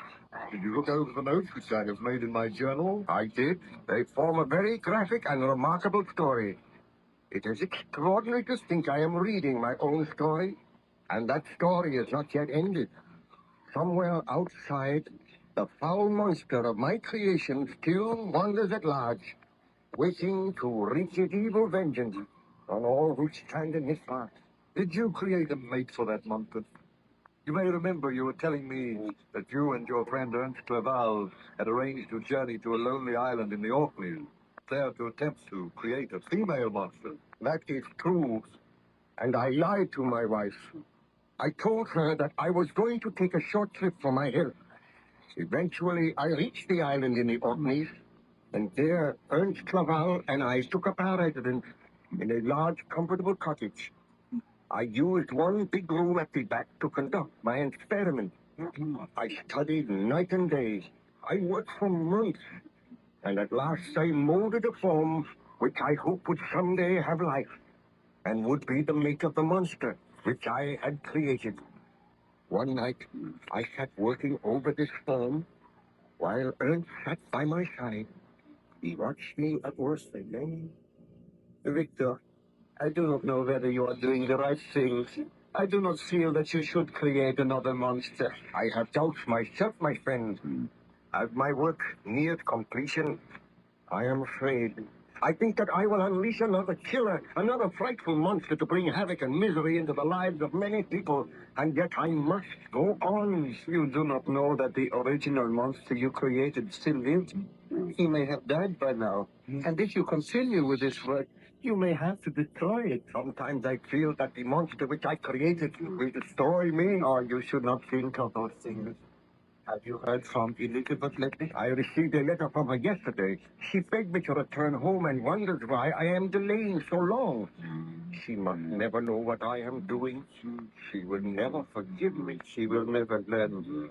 Come to bed now, Victor. You have worked long enough. You look tired and ill. I am tired and ill, but I cannot leave my work at present. You go to bed and leave me here. The truth to tell, I am tired of this cold, windy, unpleasant island. Will we be here much longer? Not very much longer. If I work through the night, it will merely be a matter of waiting for a thunderstorm. That might come tomorrow, and then my work will be complete. Then this lifeless body will have the divine spark, and I will have sinned again. Oh, think of it, Ernst. I should not do it. I know I should not do it. Courage, my friend. It is not so late to destroy the body. Go, leave me. I must think. And I must work on and on, working for the monster which I created. You will be all right here? Of course. Why not? Oh, very well, my friend. I will bid you good night. Hello. Oh, what was that? Oh, the casement window blew open. The force of the wind must have blown it open. Strange. It has never done once before. I shall close this before I go. Ah, that is better. Good night, then. I will see you in the morning. Good night, Victor. Do not stay up too long. Alone through the devil's work that I have made my own. My thoughts drive me toward frenzy. If only I had never attempted to create the monster. If only I did not have to slave now at the orders of my own creation. I said that I would be watching over you, Frankenstein. The monster. I have watched you these many days. I traced you to this lonely island, and I am happy knowing that now you are obeying my orders, knowing that soon I am to have a companion, a mate in my own likeness. Oh, why do you haunt me? Why have you followed me here? Are you not my creator? Have I not the right to follow you and watch you at your work? Anger me not, Frankenstein. I am living for the day when that lifeless form that lies before me shall have life. Then there will be one creature on this earth which will not regard me with shuddering, hatred, and loathing. You look more hideous than ever. And when I think that I created you, I am filled with horror and remorse. I cannot make another in your likeness. Begone, foul fiend! Have a care, Frankenstein. You remember the threat I made to you? Unless you complete your work, unless you make me a companion, all those whom you love shall die at my hands. Standing there, framed in the window, you look more loathsome than anything I have ever seen. Those hands which I made have killed defenseless people, and they shall kill other defenseless people if you do not obey my orders. Tell me this. Have you slain anyone since last we spoke? I slew but one man. He laughed and jeered at me, hurled stones at me, turned the villagers against me. Then I seized his throat and choked the life from his body. You devil, you promised you would slay no more men. Have you the right to command me? Am I not your creator? Did you not swear to me that if I carried out your orders, there would be no further murders? Sometimes the desire comes upon me to kill. I cannot resist that desire, but proceed with your work, Frankenstein. I like to watch you. Go from here. I will not proceed with my work while you are here. Go, you loathsome visage. Oh, you fill me with horror and hatred. Very well, my master. I will go. But I will not be far away, and I hope that soon your work will be complete. I bid you farewell. We shall meet again. Did the monster trouble you again that night, Baron Frankenstein? I did not see the monster again that night. But I sat in thought for many hours, realizing that my ghastly work was a great sin, remembering the face of the monster as I had last seen it, wrinkled with ghastly malice and treachery. I was sitting there when dawn broke. My friend Clavard came in and found me. As soon as he saw me, he said, "Victor, have you been here all night?" "I haven't." "Is your work complete?"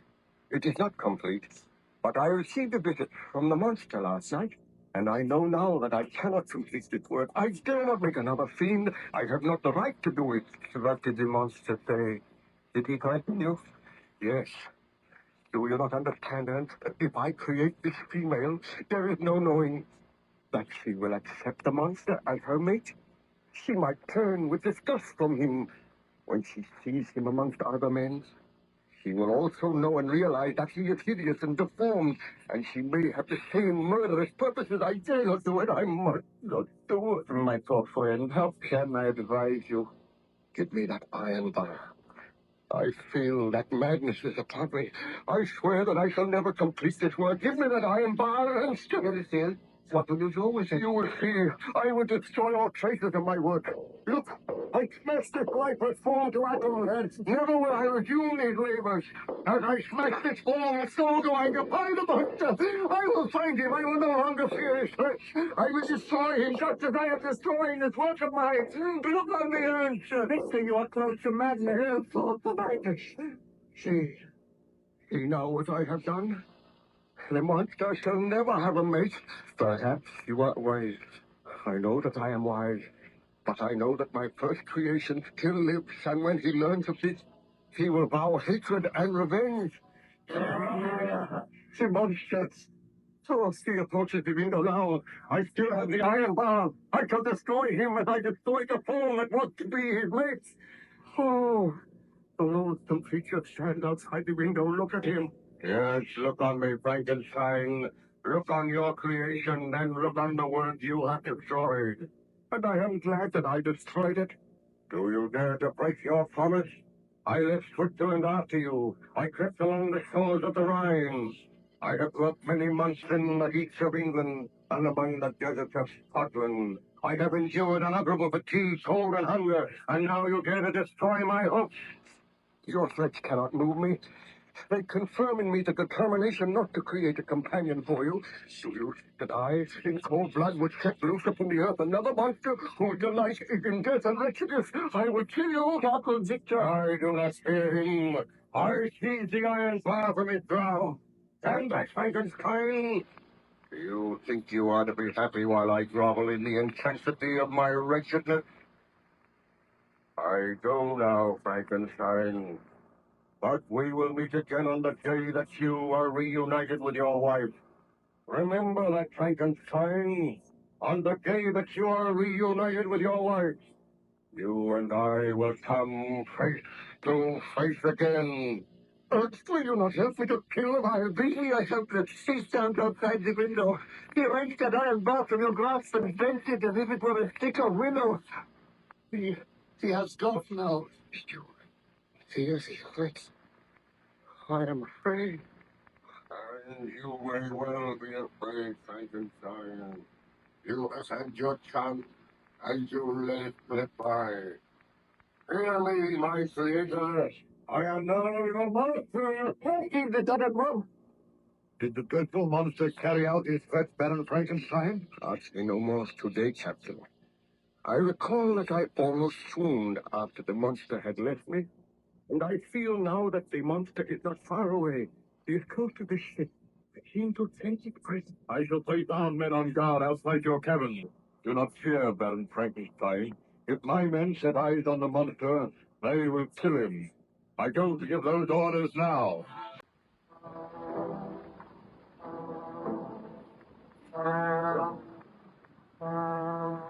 Aboard the good ship Voyager, Baron Frankenstein is confined to his cabin, recovering from the effects of hardship and exposure.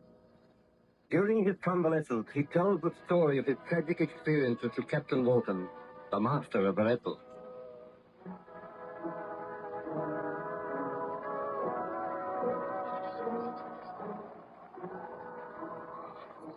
Well, the weather seems to be improving a little, Baron Frankenstein. For a wonder, it's not snowing. Perhaps the thaw is going to set in soon. Then you will have to take your vessel back to England, and you will leave me here. We shall certainly not leave you here. Oh, but you must. I cannot return to civilization until I am sure that the monster of my creation is dead. Let me plead with you, Baron Frankenstein. You were in the last stages of exhaustion when you came aboard the vessel. We have nursed you back to health and strength. Come back to England with us. Forget about the monster. I feel sure that he has perished out there in the blizzard. Oh, if only I could feel sure. Tell me some more of your thoughts. What happened after you had destroyed the companion you were making for the monster? Did I not tell you that the monster returned and threatened me? He swore that he would see me again on the day that I returned to my wife. Yes, I remember that. And did you leave the island then? I arranged with my friend Ernst Clerval that we should leave the island a few days later. And when the supply vessel called, some men were sent ashore to carry our effects to the ship. This vessel was under the command of a dour Scottish captain called MacDougall. He came ashore and spoke with Ernst Clerval and myself.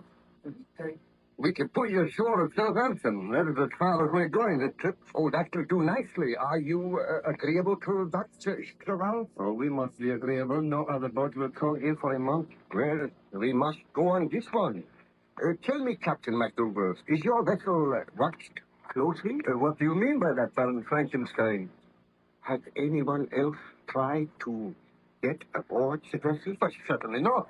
The vessel is moored about 100 yards from the shore, and only one boat came ashore. No one would get into that boat but you two passengers. Oh, I am glad to hear that. I did not know that there was anyone else on the island. There is one other person on the island, but he must not live here. Who is he? That matters not. But he is an enemy of mine. Is everything ready, Ernst? Or my briefcase has been left in the cottage. I will only detain you for a moment, Captain. I will go and get it myself. Very well, Herr Clerval. We will wait for you. Do not be too long, Ernst. I want to get off this island as soon as possible. Oh, I will only be a few minutes. Now, Captain MacDougall, I would like you to give your crew instructions to see that no one bar her, Clerval, and myself attempt to board this vessel. It is imperative that the monster should remain here. Perhaps he will die of starvation. What monster is this of which you speak, Baron Frankenstein? A huge, deformed creature. A murderer. A murderer on this island? Do not worry your head, Captain. As long as that creature is not allowed to board your vessel, as long as we keep a watchful eye, there is nothing to fear. I am hopeful that I will never see or hear of him again. What? What does it mean? Go, some of your men, come quickly, follow me. Tell me more, Baron Frankenstein. Had Ernst Clerval really been attacked? Together with Captain MacDougall, we hurried to the cottage. I flung open the door and dashed in, and then a dreadful sight met my eyes. On the floor in the far corner lay the huddled body of Ernst Clerval. I dashed over to him and then I said, "This is the monster's work. Oh, Ernst, my friend, I should have known. I should have known." Let me see the man. Look at him, Captain MacDougall. He is dead. And look on those cruel bruises, those marks on his throat. This is the monster's work. He has carried out his promise. Those that I love are to be slain. This is my punishment. But who is this frightful creature? Let me order my men to touch for him. The island is small. We must find him. We must find him. Arm your men with firearms. Tell them to shoot on sight. But what does the creature look like? A cruel, evil monster. Much bigger than an ordinary man, with long, yellow fangs that show between his lips. A monster of hideous cruelty. Oh, he must be found and slain. But who is he? What is his name? He has no name. I created him. You created him? You created this monster, Baron Frankenstein? It is the truth. Go, man. Tell your men to search for this monster. Tell them to slay him. And leave me here with my friend Ernst. Will you be safe here? I will be safe, although I pray for death. Go, Captain. I beg that you strive to find the monster and slay him. I will gather my men at once. We'll search the island thoroughly. You had better return to the vessel as soon as possible, Baron Frankenstein. I will see you there. Oh, Earth, my friend, the truest friend that man ever had. Had I but heeded your advice, you would have been alive today. But I think I usurped the rights of God, and for that sin, I am paying dearly. Now I have lost my friend. I know that my wife is in danger. Oh, Almighty Father in heaven, I know that I have sinned. I beg for thy forgiveness. I ask that they may live to avenge those who have died because of my coming. Hear thou my prayer in my mouth. Well, Baron Frankenstein, was the monster found on the island? Captain MacDougall and his men searched the island thoroughly, but there was no trace of the monster. He had not even left a footprint. Where he was hiding, I do not know, because later on I joined in the search, and I could not find him. At last, heartbroken and weary, I left the island, taking with me the body of my beloved friend Ernst Laval. The vessel set sail, and in due time I landed at Southampton. Then I made arrangements to go home, and at last I arrived in Geneva once again. On arriving there, I found my wife eagerly awaiting me. She greeted me happily, saying, So, oh, my heart is almost bursting with joy. To see you again after all these months. Oh, my "Oh, darling. Elizabeth, I am so happy to feel my arms about you once again." Let me look at you. Have you fully recovered from your illness? Have you forgotten the nightmares and the horrors of the past? I am well, Elizabeth. That is not the truth, Victor. You look drawn and very pale. I have had a long and tiring voyage, but I will get better soon. But what ails you? And where is Ernst? Did he not come with you? Ernst, is not returning. Not return? I left him in England. He sent you his love. That is strange. I thought he would come back with you. Oh, do not question me now, Elizabeth. I am tired. But tell me of yourself. Have you been happy here? Oh, how could I be happy while you were away from me? But I looked forward to the day when you would return. Have you seen anything? Not a sign. I am living in hopes that he has perished, that we will never hear from him again. Have there been any reports that he has been around here in the last few days? How should you think that? Have you seen anything of him during your travels? I saw him. What? He followed you? Oh, do not be worried, Elizabeth. I had so hoped that the horrible creature was dead. Why are you looking so worried, Victor? What had happened? Well, you must be guided by me, Elizabeth. I beg that you will not leave the house unaccompanied. Stay by my side always. And whatever you do, wherever you go, if you do leave my side, carry this pistol with you.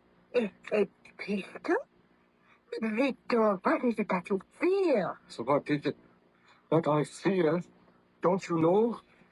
I fear that the monster may return. I know that he is not dead. You know that he is not dead? I told you that I had seen him. But why should you think that he will attack me? Oh, please do not question me now, Elizabeth. But do as I say. Promise that you will not be alone for any length of time. And if you hear anything which frightens you, promise, on your word of honor, that you will call for help at once. But do you think that will be necessary? Oh, it is necessary. And please always carry that pistol with you. Do not hesitate to use it if necessary. This is most alarming. I wish you would be frank with me, Victor. Tell me why you think the monster will attack me. He is a blood-crazed inhuman creature. We must be on our guard. We must try to kill him before he does any further damage. Oh, further damage? Has he committed another murder since you left here? Oh, Can we not talk of something else, Elizabeth? I am so worried, so terribly worried. The mere mention of the monster upsets me. And I thought that this holiday would help you to recover, and you would come back well and strong. But you seem worse than ever. I have never seen you show that fear. Well, I cannot help it. Oh, but be of good heart, Elizabeth. While I am here, I shall protect you. And if the monster comes, I swear she shall die. Why should you think the monster will come? Well, he threatened to come on the day that you and I were reunited. But I hope that he is on that lonely island in the ocean. I do not think he can be here. It's so. You hear that? Yes, I heard it. The monster's laugh. He has returned. Oh, Elizabeth, I am a... Proceed, Baron Frankenstein. Did you see anything of the monster that day? I'm afraid I cannot tell you any more now, Captain. The telling of the story has tired me. Please, go and leave me in peace. Very well. I will note what you have told me in the journal, and I will return to you when you feel more ready.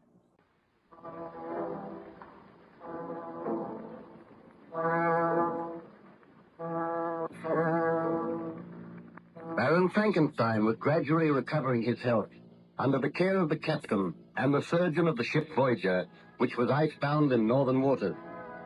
Each day, Baron Frankenstein told Captain Walton some of his story, and the captain duly noted these facts in his journal.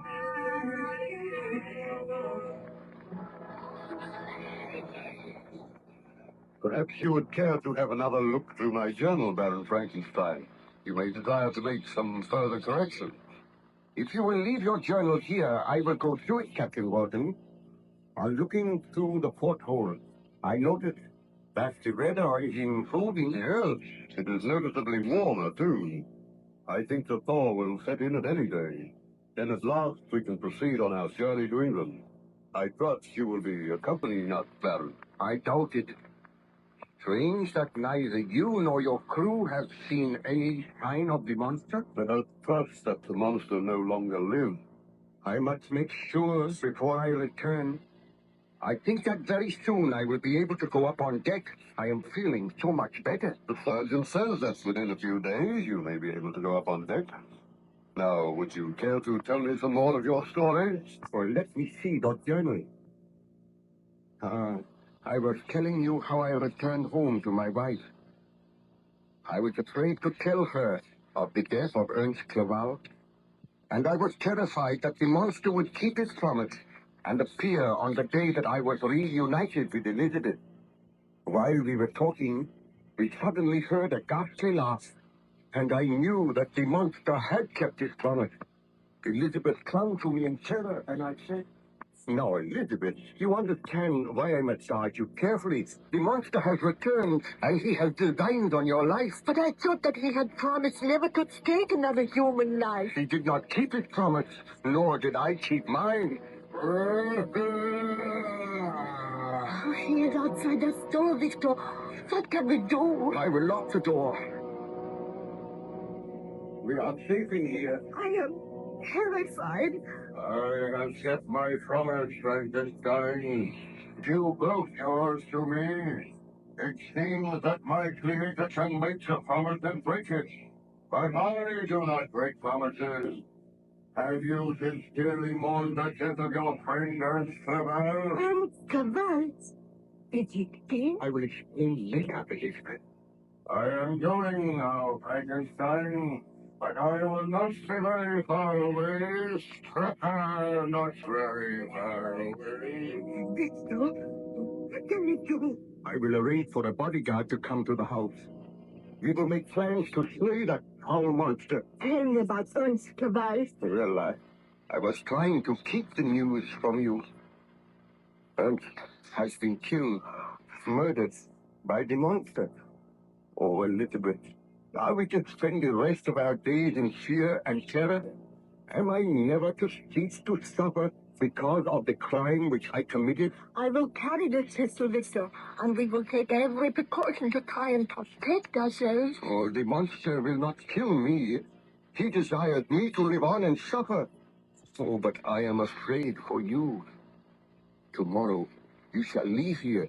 You will go to England. Think not that the monster would follow me. Oh, I am safer with you, Victor. We must not get parted again. Oh, it is my fault that we are suffering all this misery. We have each other. We must all in our part to rid the world of this foul creature. I will send a message to the burgomaster at once. I will ask him to send his best man here to act as a bodyguard, and together we shall plan to bring about the downfall of the monster. You must send one of the servants with a message at once. Oh, Elizabeth, until that monster dies, we are to spend our days in terror and abject misery. Well, Baron Frankenstein, did the burgomaster send someone to protect you from the monster? A man called Fabian was sent to the house. He took up his quarters there, and he acted as our bodyguard. But I assure you, Captain Vulcan, that my wife and I experience misery, terror, and suspense such as is known to few mortal beings. Every footstep, every sound caused us to start. We were prisoners in our own home. Still, there was no sign of the monster. There came a day when I sent for the man Fabian. I discussed with him the best plans for finding the vile creature which was endangering our existence.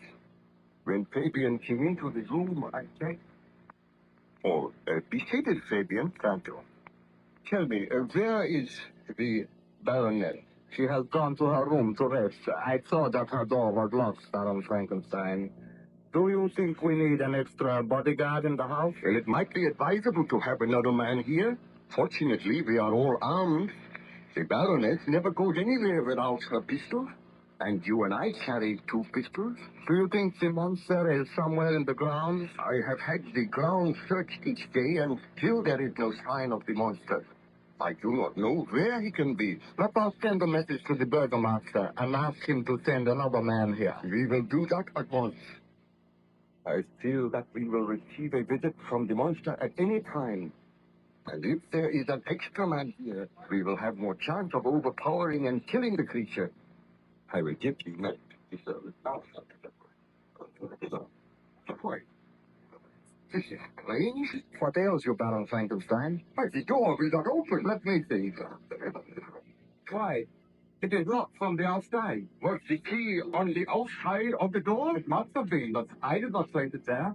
Well, who could have locked the key? Surely the monster is not here. We will have to break our way out of here. My wife, she is upstairs in her room. We must get out of here at once. What is Elizabeth? Simply the place gets all open. It is a heavy door. Open the way. I was pressing to be served, big guy. The door is so heavy. Why do they not come to help us? Help! Come and open the door! A moment. I think I can break the panel with the corner of this small table. Stand clear, Baron. I'm looking over here. My wife, I heard a scream and I heard a shot. Hurry, baby! A moment. There. I have broken a panel. It is not big enough to go through yet. There's another hundred. I am doing the best I can. Oh, there. Oh, let me go through. I will follow you. Oh. Look. There. At the foot of the stairs. Down. Oh. Elizabeth, what has happened? Oh. Look at the marks on her throat. The Baroness is dead. Choked to death by the monster. She kept his promise. Oh, look. The pistol lies there by her side. She must have fired it to try to save herself. And we were too late. We were locked down in the library. I must go for help at once. Oh, we are helpless. No one can prevail against the brute which I created. He swore to kill my wife, and now he has kept his promise. Oh, Elizabeth. You are distressed in the telling of this story, Baron Frankenstein. Shall I leave you alone? I shudder now as I recall the horror of that moment. As the realization came to me that my beloved wife had been murdered, I felt as if I had murdered her myself. But I shall live to avenge her. The monster must die. What is that?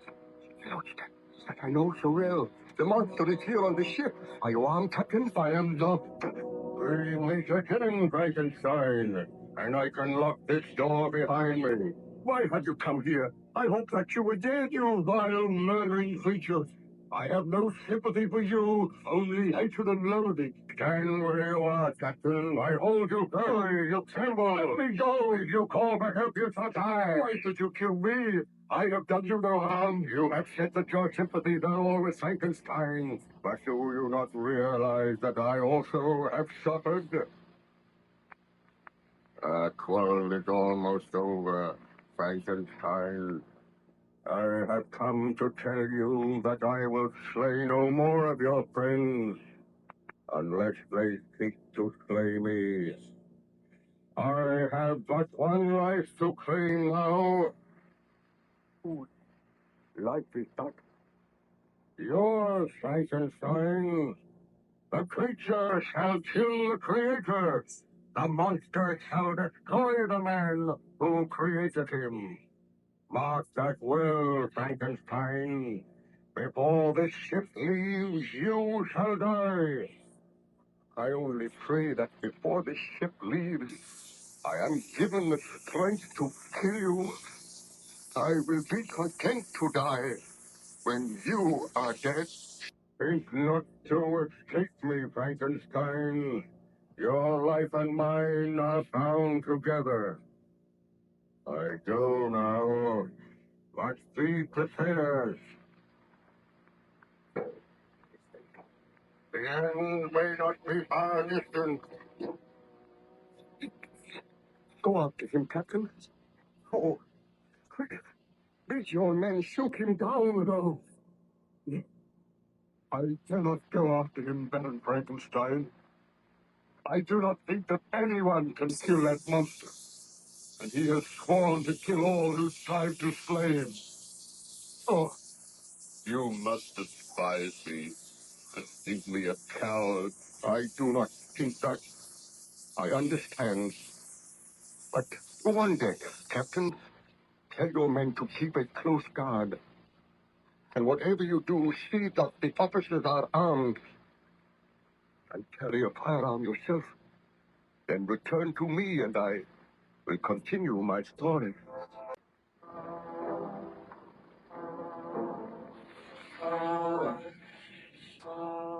Baron Frankenstein was gradually recovering his health, and he was telling his story to his friend Captain Walton on the ship Voyager, which was icebound somewhere near the North Pole. On one occasion, just after Frankenstein had described the death of his wife, the monster appeared on the ship. He went to the cabin, and there he attacked Captain Walton. Frankenstein advised the captain to carry firearms in future, and to let his crew do the same. The next day, Captain Walton again visited Frankenstein's cabin.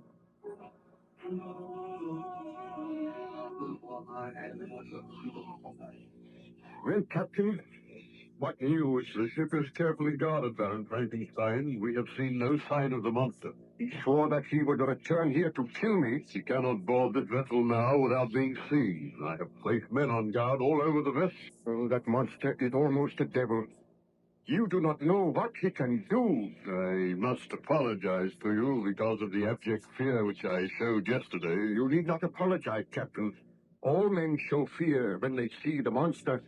I am his creator, and I am afraid. Did you say that the monster is impervious to bullets? I did not say that. He has certainly been wounded twice, but he has recovered. He is so strong. Well, if we have another visit from him, it shall be his last. I swear that we shall kill him. I hope so. Do you feel you are able to tell me what happened after the death of your beloved wife? Well, the bodyguard Fabian and myself found my wife's body at the foot of the stairs. I picked the body up tenderly and bore it to another room, while Fabian bent for assistance. I looked at the still form of my wife, Then I knelt down and prayed. I pray that I be granted life, so that I may destroy the monster which I created. Has not my punishment been enough? Have not others suffered because of my sin? When will my suffering cease? Oh, Elizabeth, my beloved wife, I will live to avenge you, and to avenge those who have died because of my evil work. I kept my promise, Frankenstein. What? You here? You cannot move. The creature is stronger than the creator. I hold you fast. Oh, so great is my hatred that it gives me strength. I shall free myself. I just kill you. Hear me, little man. I despise you. Let me go. Let me go. Let me go. Hear me. Did you not condemn me to a life without a mate, without a companion? Did you not create me and make me an object of hatred and contempt? Now all men are against you. They know that you created me. They know that you have brought misery to others. Therefore you will become an object of hatred and contempt. You are now without a wife. I killed her. That is her still body lying on the bed. Proper now as I have suffered, Frankenstein. Oh, if only I had to kill you. You have not the strength. In your foolishness, you have made your creature stronger than yourself. My work is done now. I am leaving here. I cannot make you suffer more. I know that every man's hand will be against you, and you will be an outcast just as I am. Where are you going? Who knows? I shall wander the world. Mayhap I will find someone as hideous as myself. Someone who will be a companion to me. Wherever you go, I shall follow you. If it be to the ends of the earth, I will not be content to rest until I have destroyed you. Have a care that I do not destroy you. I could do it now. Feel you, my fingers about your throat. All right. Why do you not kill me? It would be a merciful release. I should not die happily, knowing that you still live. You shall live on. You shall suffer as I have suffered. Mayhap we shall meet again. We shall meet again, I swear it. But tell me, have you the powers of evil?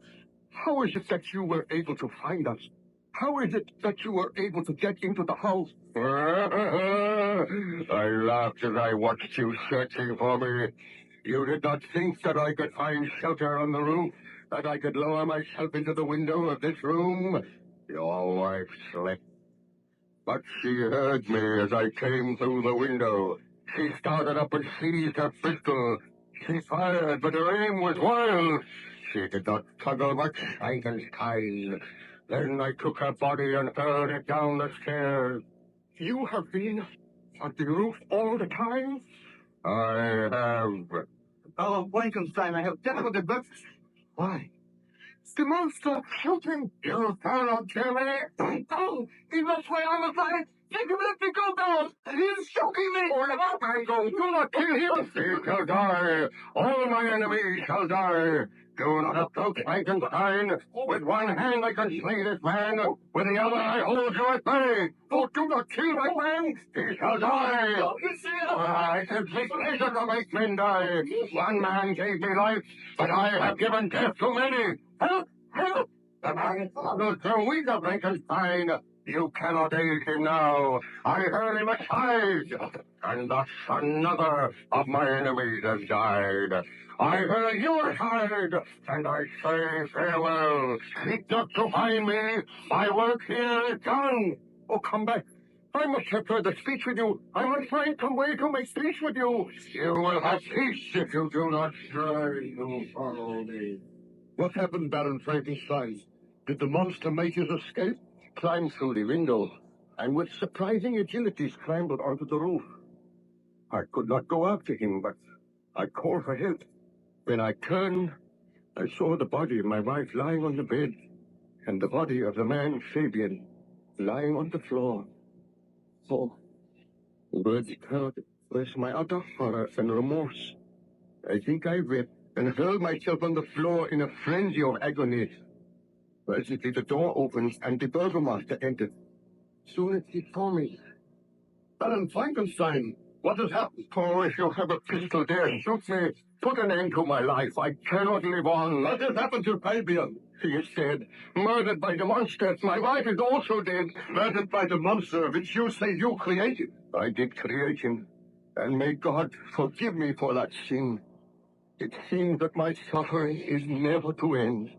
I am guilty of the murder of these innocent people. For months we have been striving to find that monster and to destroy him.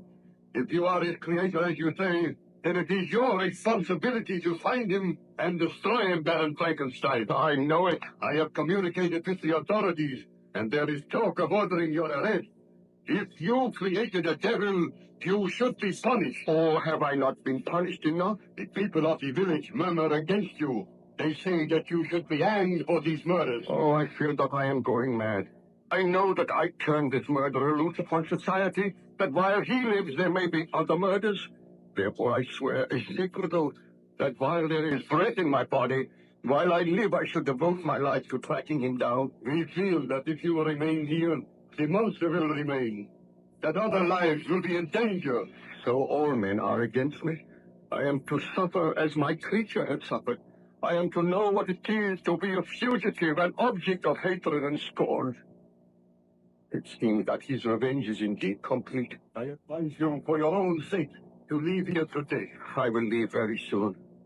Spare me a few minutes so that I may pray beside the body of my beloved wife. Then will my journey commence. Where it will take me, I know not. But if it be to the end of the earth, I will find him and destroy him. Oh, would that I destroyed him before I gave him life. So be it, Baron Frankenstein. I will see that you are not molested before you leave the village. Oh, await me downstairs. I will join you here. So, Baron Frankenstein, you were forced to leave your native village. Yes. When I left my home, my first act was to try and find some clue by which I might trace the steps of my fiendish enemy. I wandered to the cemetery, and I prayed a while by the grave of the child William. Then I heard a sound behind me. I looked up, and it was the monster watching me. He did not speak, but fled away, and I pursued him, only to lose him. But he left a trail of death and disaster wherever he went, and for many months the ceaseless pursuit went on. Sometimes I would almost come up with him. Once, when I was traveling by night, the broad disk of the moon arose, and it shone upon a huge, ghastly, distorted face which fled before me with more than mortal speed. I went to the coast, and by a strange chance, I saw the fiend hide himself in a vessel bound for the Black Sea. I took my passage in the same ship, but he escaped, I know not how. I traveled to the wilds of Tartary and Russia, and once I came upon a peasant's home in the wilds of Tartary. I saw the peasant standing outside the cottage, with wringing his hands in terror, and said, "I have seen the devil himself, a strange horrid fiend." Tell me, my friend, what have you seen? The devil himself, I tell you, sir, a huge shambling creature with a countenance more hideous than I have ever seen. He fought his way into my cottage, took all my food, ate it himself, and placed his cold, clammy hands upon my throat. I screamed in mortal agony. Then he withdrew his hands and laughed, the most ghastly laugh that I have ever heard. Tell me, where did this creature go? I know not. He went out of my cottage, and I was afraid to follow him. Here, take the silver to compensate you for anything which the monster stole from you. I must be close to him. I feel my search will soon end. That laugh again. He will kill us. Don't let him kill us. White warriors near me. Time to fight, man. This time he shall die. What happened, Baron Frankenstein? Did you shoot the monster? Ask me no more now. I am tired. Later on, I will tell you what happened on that fateful day.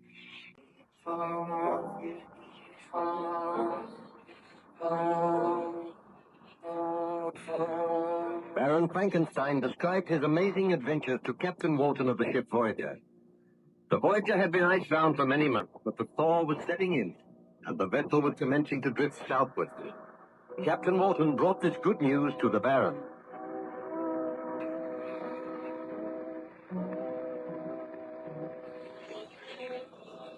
Baron Frankenstein, our journey homeward is commencing. The ice is breaking up. There are several patches of water around the vessel. Very soon we will be underway. I must leave the vessel at once. I know the monster is still alive. I cannot let you leave, Baron Frankenstein, you know that. You have no power to keep me here. Well, we are not making very much progress as yet, and I would sincerely like to hear the remainder of your story. I am writing it all in my journal. Well, I was telling you that in the wilds of Tartarus, I encountered a peasant who was terrified because he had seen the monster. And when you were seeking to comfort the peasant, you heard the monster's laugh. Yes, I threw my pistol and moved towards the door. To my surprise, the door opened and the monster appeared. My surprise was so great that I hesitated for a moment, and that hesitation was fatal.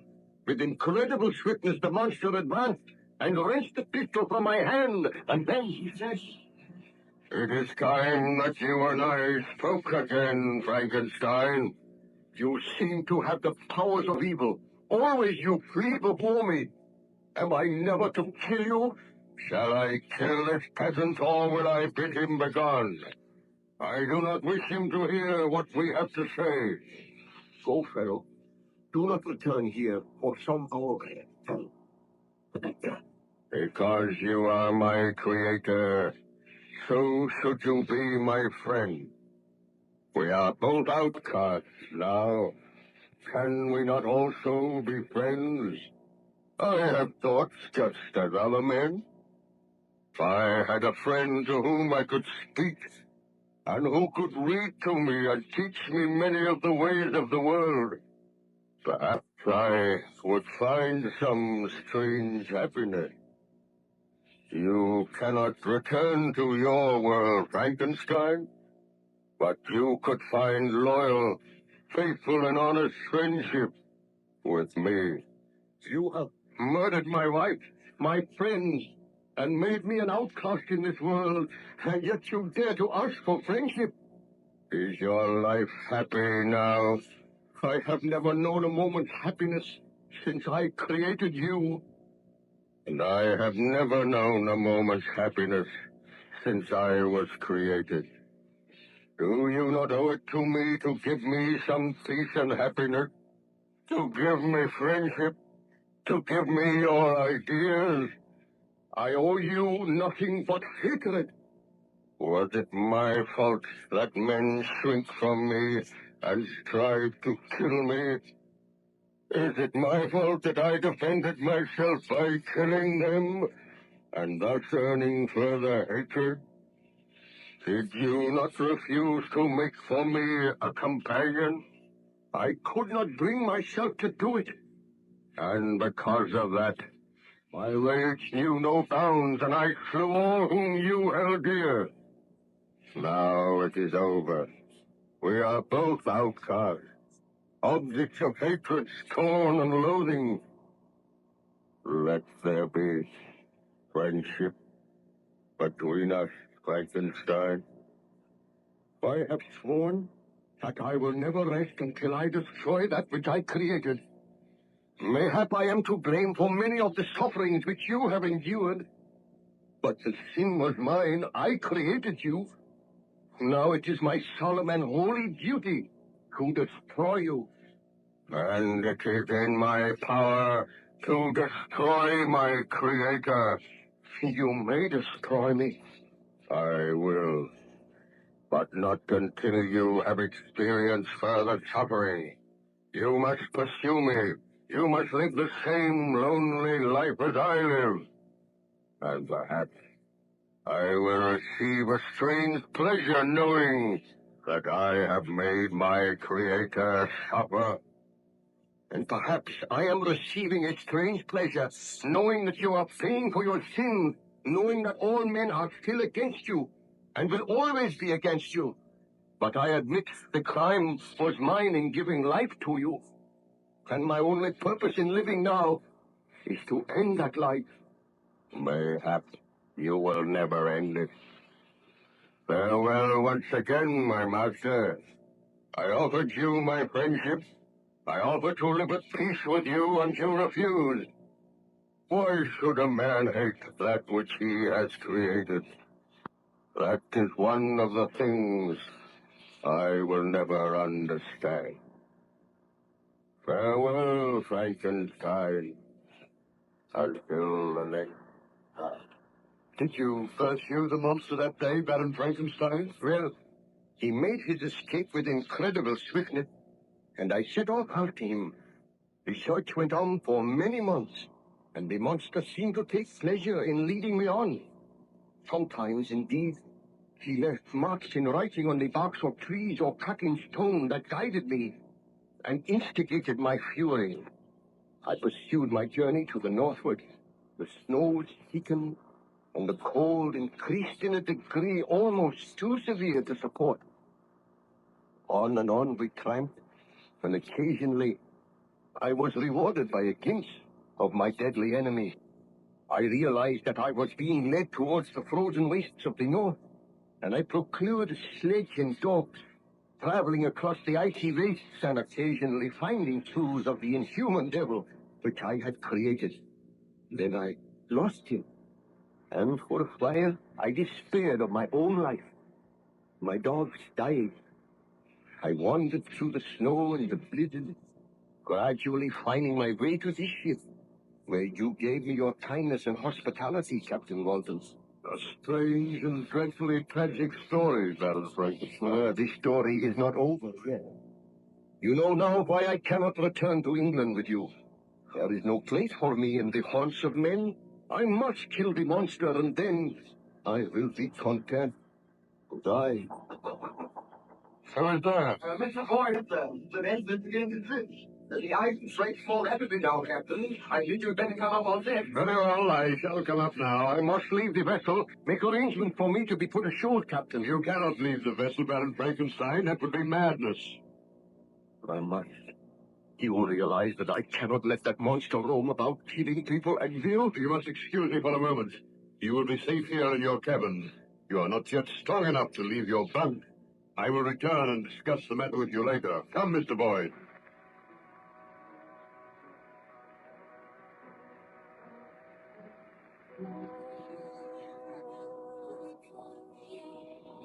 Well, have you any orders to give, Captain? We cannot carry any more sail at present. The vessel is moving slowly but steadily.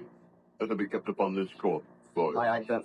Have any of the men seen signs of the monster? We have seen nothing for the past few days. I am glad. We are gradually gathering speed and making our way through the ice. By tomorrow, we should be well on the journey homewards. Then I do not think we will have any more to fear from the monster. That was of Baron Frankenstein. Are we taking him with us? Of course. You do not think we could leave this here? The men are afraid of him, sir. They say that he is responsible for bringing that evil monster aboard. They say all their lives are in danger. I figured you put Baron Frankenstein ashore. He will be an evil influence during the voyage. I am the commander of this vessel, Mr. Boyd. Baron Frankenstein is my friend. The men have been inactive all the while the ship has been icebound.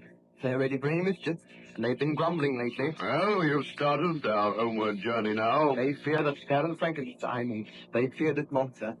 They say that the Baron must be put ashore. And I refuse. You do not know Baron Frankenstein's story as I know it. That man has suffered.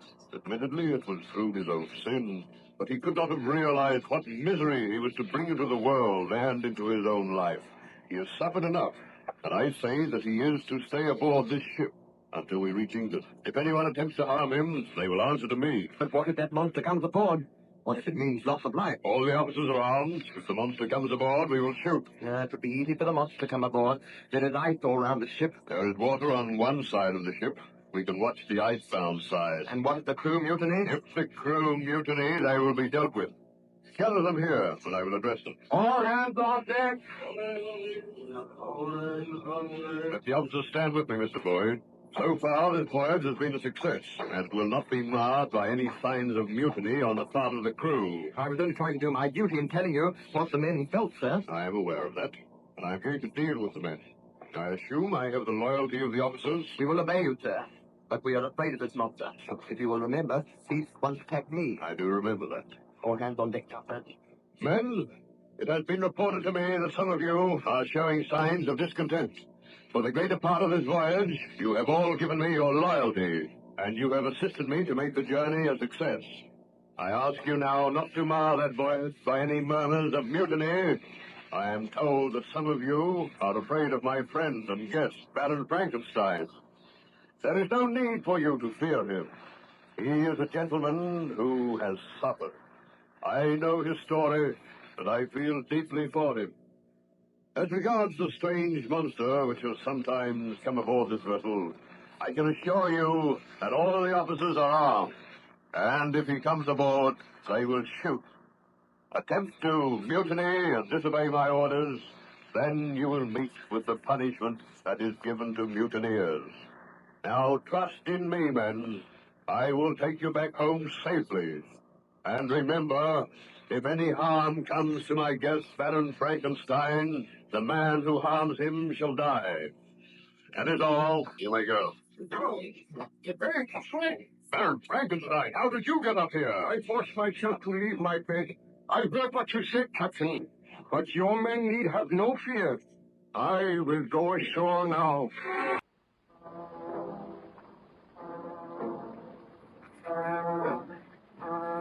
Certain members of the crew of the Voyager objected to the presence of Baron Frankenstein on board.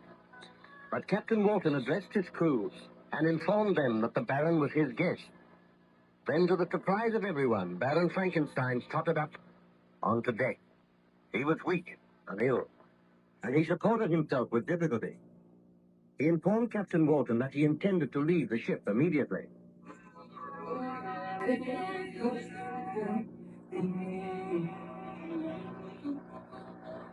Baron Frankenstein, I cannot allow you to go ashore. This is no affair of yours, Captain Walton.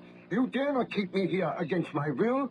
Besides which, your crew do not desire to have me aboard the vessel. The crew will obey my orders. I have a duty to do. I cannot send a man to certain death. Captain Walton, I appreciate your feeling, and I thank you for your friendship, and for all that you have done for me. Do you not realize that life for me is over? I created a monster, and that monster has gradually destroyed me, torn down the structure which surrounded me, killed my friends, my loved ones, made me an outcast. I live only for one thing, to witness the death of the monster. If you take me back to civilization against my will, you will be condemning me to torture, knowing that all men hate and despise me because of the crime which I committed. I am already destroyed, although there is life in my body, and that life cannot be extinguished. It must not be extinguished until my creation has been destroyed. Now I beg of you, let me go. We shall not meet again. Very well, Baron Frankenstein. The choice is yours. You may leave this ship. There is still ice for you to walk across. I will have a roof ladder lowered at once. But I can always feel it on my conscience that I deserted you, left you here to perish in the white wastes of the north. For me, death will be a merciful release. So go, Captain. And when you return to England, you may publish the notes in your journals, so that all may know that it is folly, that it is a grave sin to usurp the rights of God. I have suffered as men have seldom suffered, and when the monster dies, then shall I make atonement. To the members of your crew, I also say, farewell. I am glad that none of them had suffered because of my misdeeds. Now I must take some boat. He left. I knew he had not the strength. I knew he should not have come on deck. What shall we do, Captain Walton? We cannot put him ashore in his present state, and if we cannot remain here, the vessel must go on. I hardly know what to do. I think Baron Frankenstein is trying to speak. I am to be cheated of my vengeance. I know it. I feel for the first time the icy clutch of death. Come close to me, Captain Walton, and hear what I say. What is it, Baron Frankenstein? Should you see the monster again, pitch your men to fire and shoot to kill. I promise you I will do that. But we may never see the monster again. I must not die, leaving him alive, leaving him to wander the earth. It is not fair. For this is indeed my greatest punishment. But you may not die. Let me give orders that you are carried down to the cabin. there we will seek to revive you. So it is too late for that. Even now, all grows dim. Oh God, forgive me for the great sin which was mine. Let no others be punished because of my folly and my pride. I have suffered because of my ambition, and I have paid the penalty. I go now to join my beloved Elizabeth, my friend, and I beg thy forgiveness, O Lord, that which I created has destroyed me. Now I go to my Creator, hoping for his abundant mercy. Is there anything we can do for you, Baron Frankenstein? Nothing, do not. Save to keep a close watch for the monster. I commend my soul to God, and I beg that you consign my body to the dark, black waters. That is the only favor I ask. Ah, I am coming, Elizabeth. All these long and weary months have passed, and soon we shall meet again. Oh, Elizabeth, I love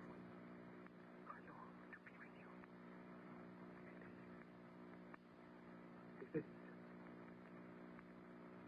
Uncover your head, men. Baron Frankenstein has passed away. May God receive his soul. Will you carry out the baptism, Captain? If his body to be consigned to the sea. His body shall be consigned to the sea, and my journal shall tell of the horrors and the suffering which he underwent. Look, there, coming across the ice. The monkey! Be ready with your pistols, men. The approaching the ship. See how he leaps across the ice. I am afraid. Show no fear. We are ready to deal with him. He is beating the rope ladder. Shall we fire? Wait. Do not fire until I give the order. He is coming aboard. Wait until I give the word to fire. My monster, my creator, what ails him? Let me speak with him. How, monster? Baron Frankenstein is dead, destroyed by your hatred and vice. Now you shall die. Fire, men!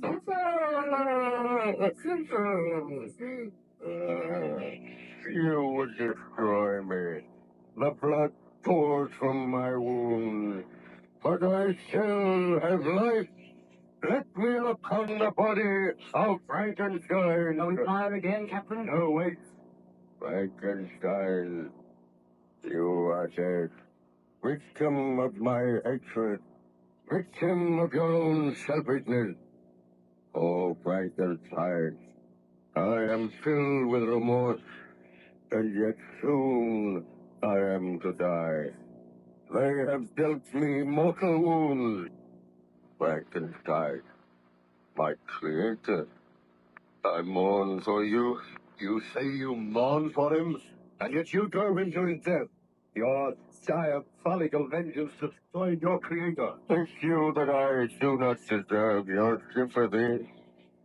I swear that after the murder of Clerval, I was heartbroken and overcome. I pitied Frankenstein and hated myself. But I discovered that he still sought for happiness, while I, his creature, could live on in misery and loneliness. Men have forced me to murder. Loneliness has made me bitter, and now he who gave me life is dead. I swear I was not born to hate, but men turned from me, and my creator would not aid me. He offered you death. Does any man seek death while he may yet find happiness in life? Frankenstein welcomed death. He thought only to live, so that he might destroy you. There lies my creator, white and cold and dead. You hate me. All men hate me, but your hatred cannot equal that which I regard myself. I once thought the friendship of Frankenstein. Should there not be friendship between the creator and his creature? But because he is dead, so shall I die. Determine not to fire on me again. You can see that I am mortally wounded. Tell me, what was Frankenstein's last wish? His last wish was that his remains should be confined to the sea. His last wish shall be carried out, and I shall carry it out. Look you over the side of the vessel. See you not that deep black pool of water? That shall be the grave of Frankenstein and his creature. With my last remaining strength, I raise his body in my arms. A creator and creature will lie in cold death together beneath a dark, unfriendly ocean. He has taken the body, Captain. Shall we shoot him? No, he is soon to die. Let us watch. I am about to leave this world, and you are the last of humankind who will ever behold me. Even now you shrink from me with horror and loathing, and him whom I hold in my arms gave me this hideous form, condemned me to a life of loneliness, yet he was my creator, and instead of loving his creature, he hated him, sought to destroy him. So I sought vengeance on all men. I turned against him who had given me life. Let every man learn of this story. Tell them the truth. Tell them that the hideous, diabolical monster from which whom all men turn had feelings such as other creatures. And by those feelings, so was he forced to wickedness and crime. Frankenstein, my master, that which you created, is now to be destroyed. With faltering strength, I carry you to your last cold, unfriendly resting place. Did not kill him, Captain Walton. No, he goes to his death of his own free will, and now in some strange way I feel sorry for this mother. He has excited my pity. I will not live, but Frankenstein goes with me where I go. I let him touch the world, the creator following his creature. Still I am suffering.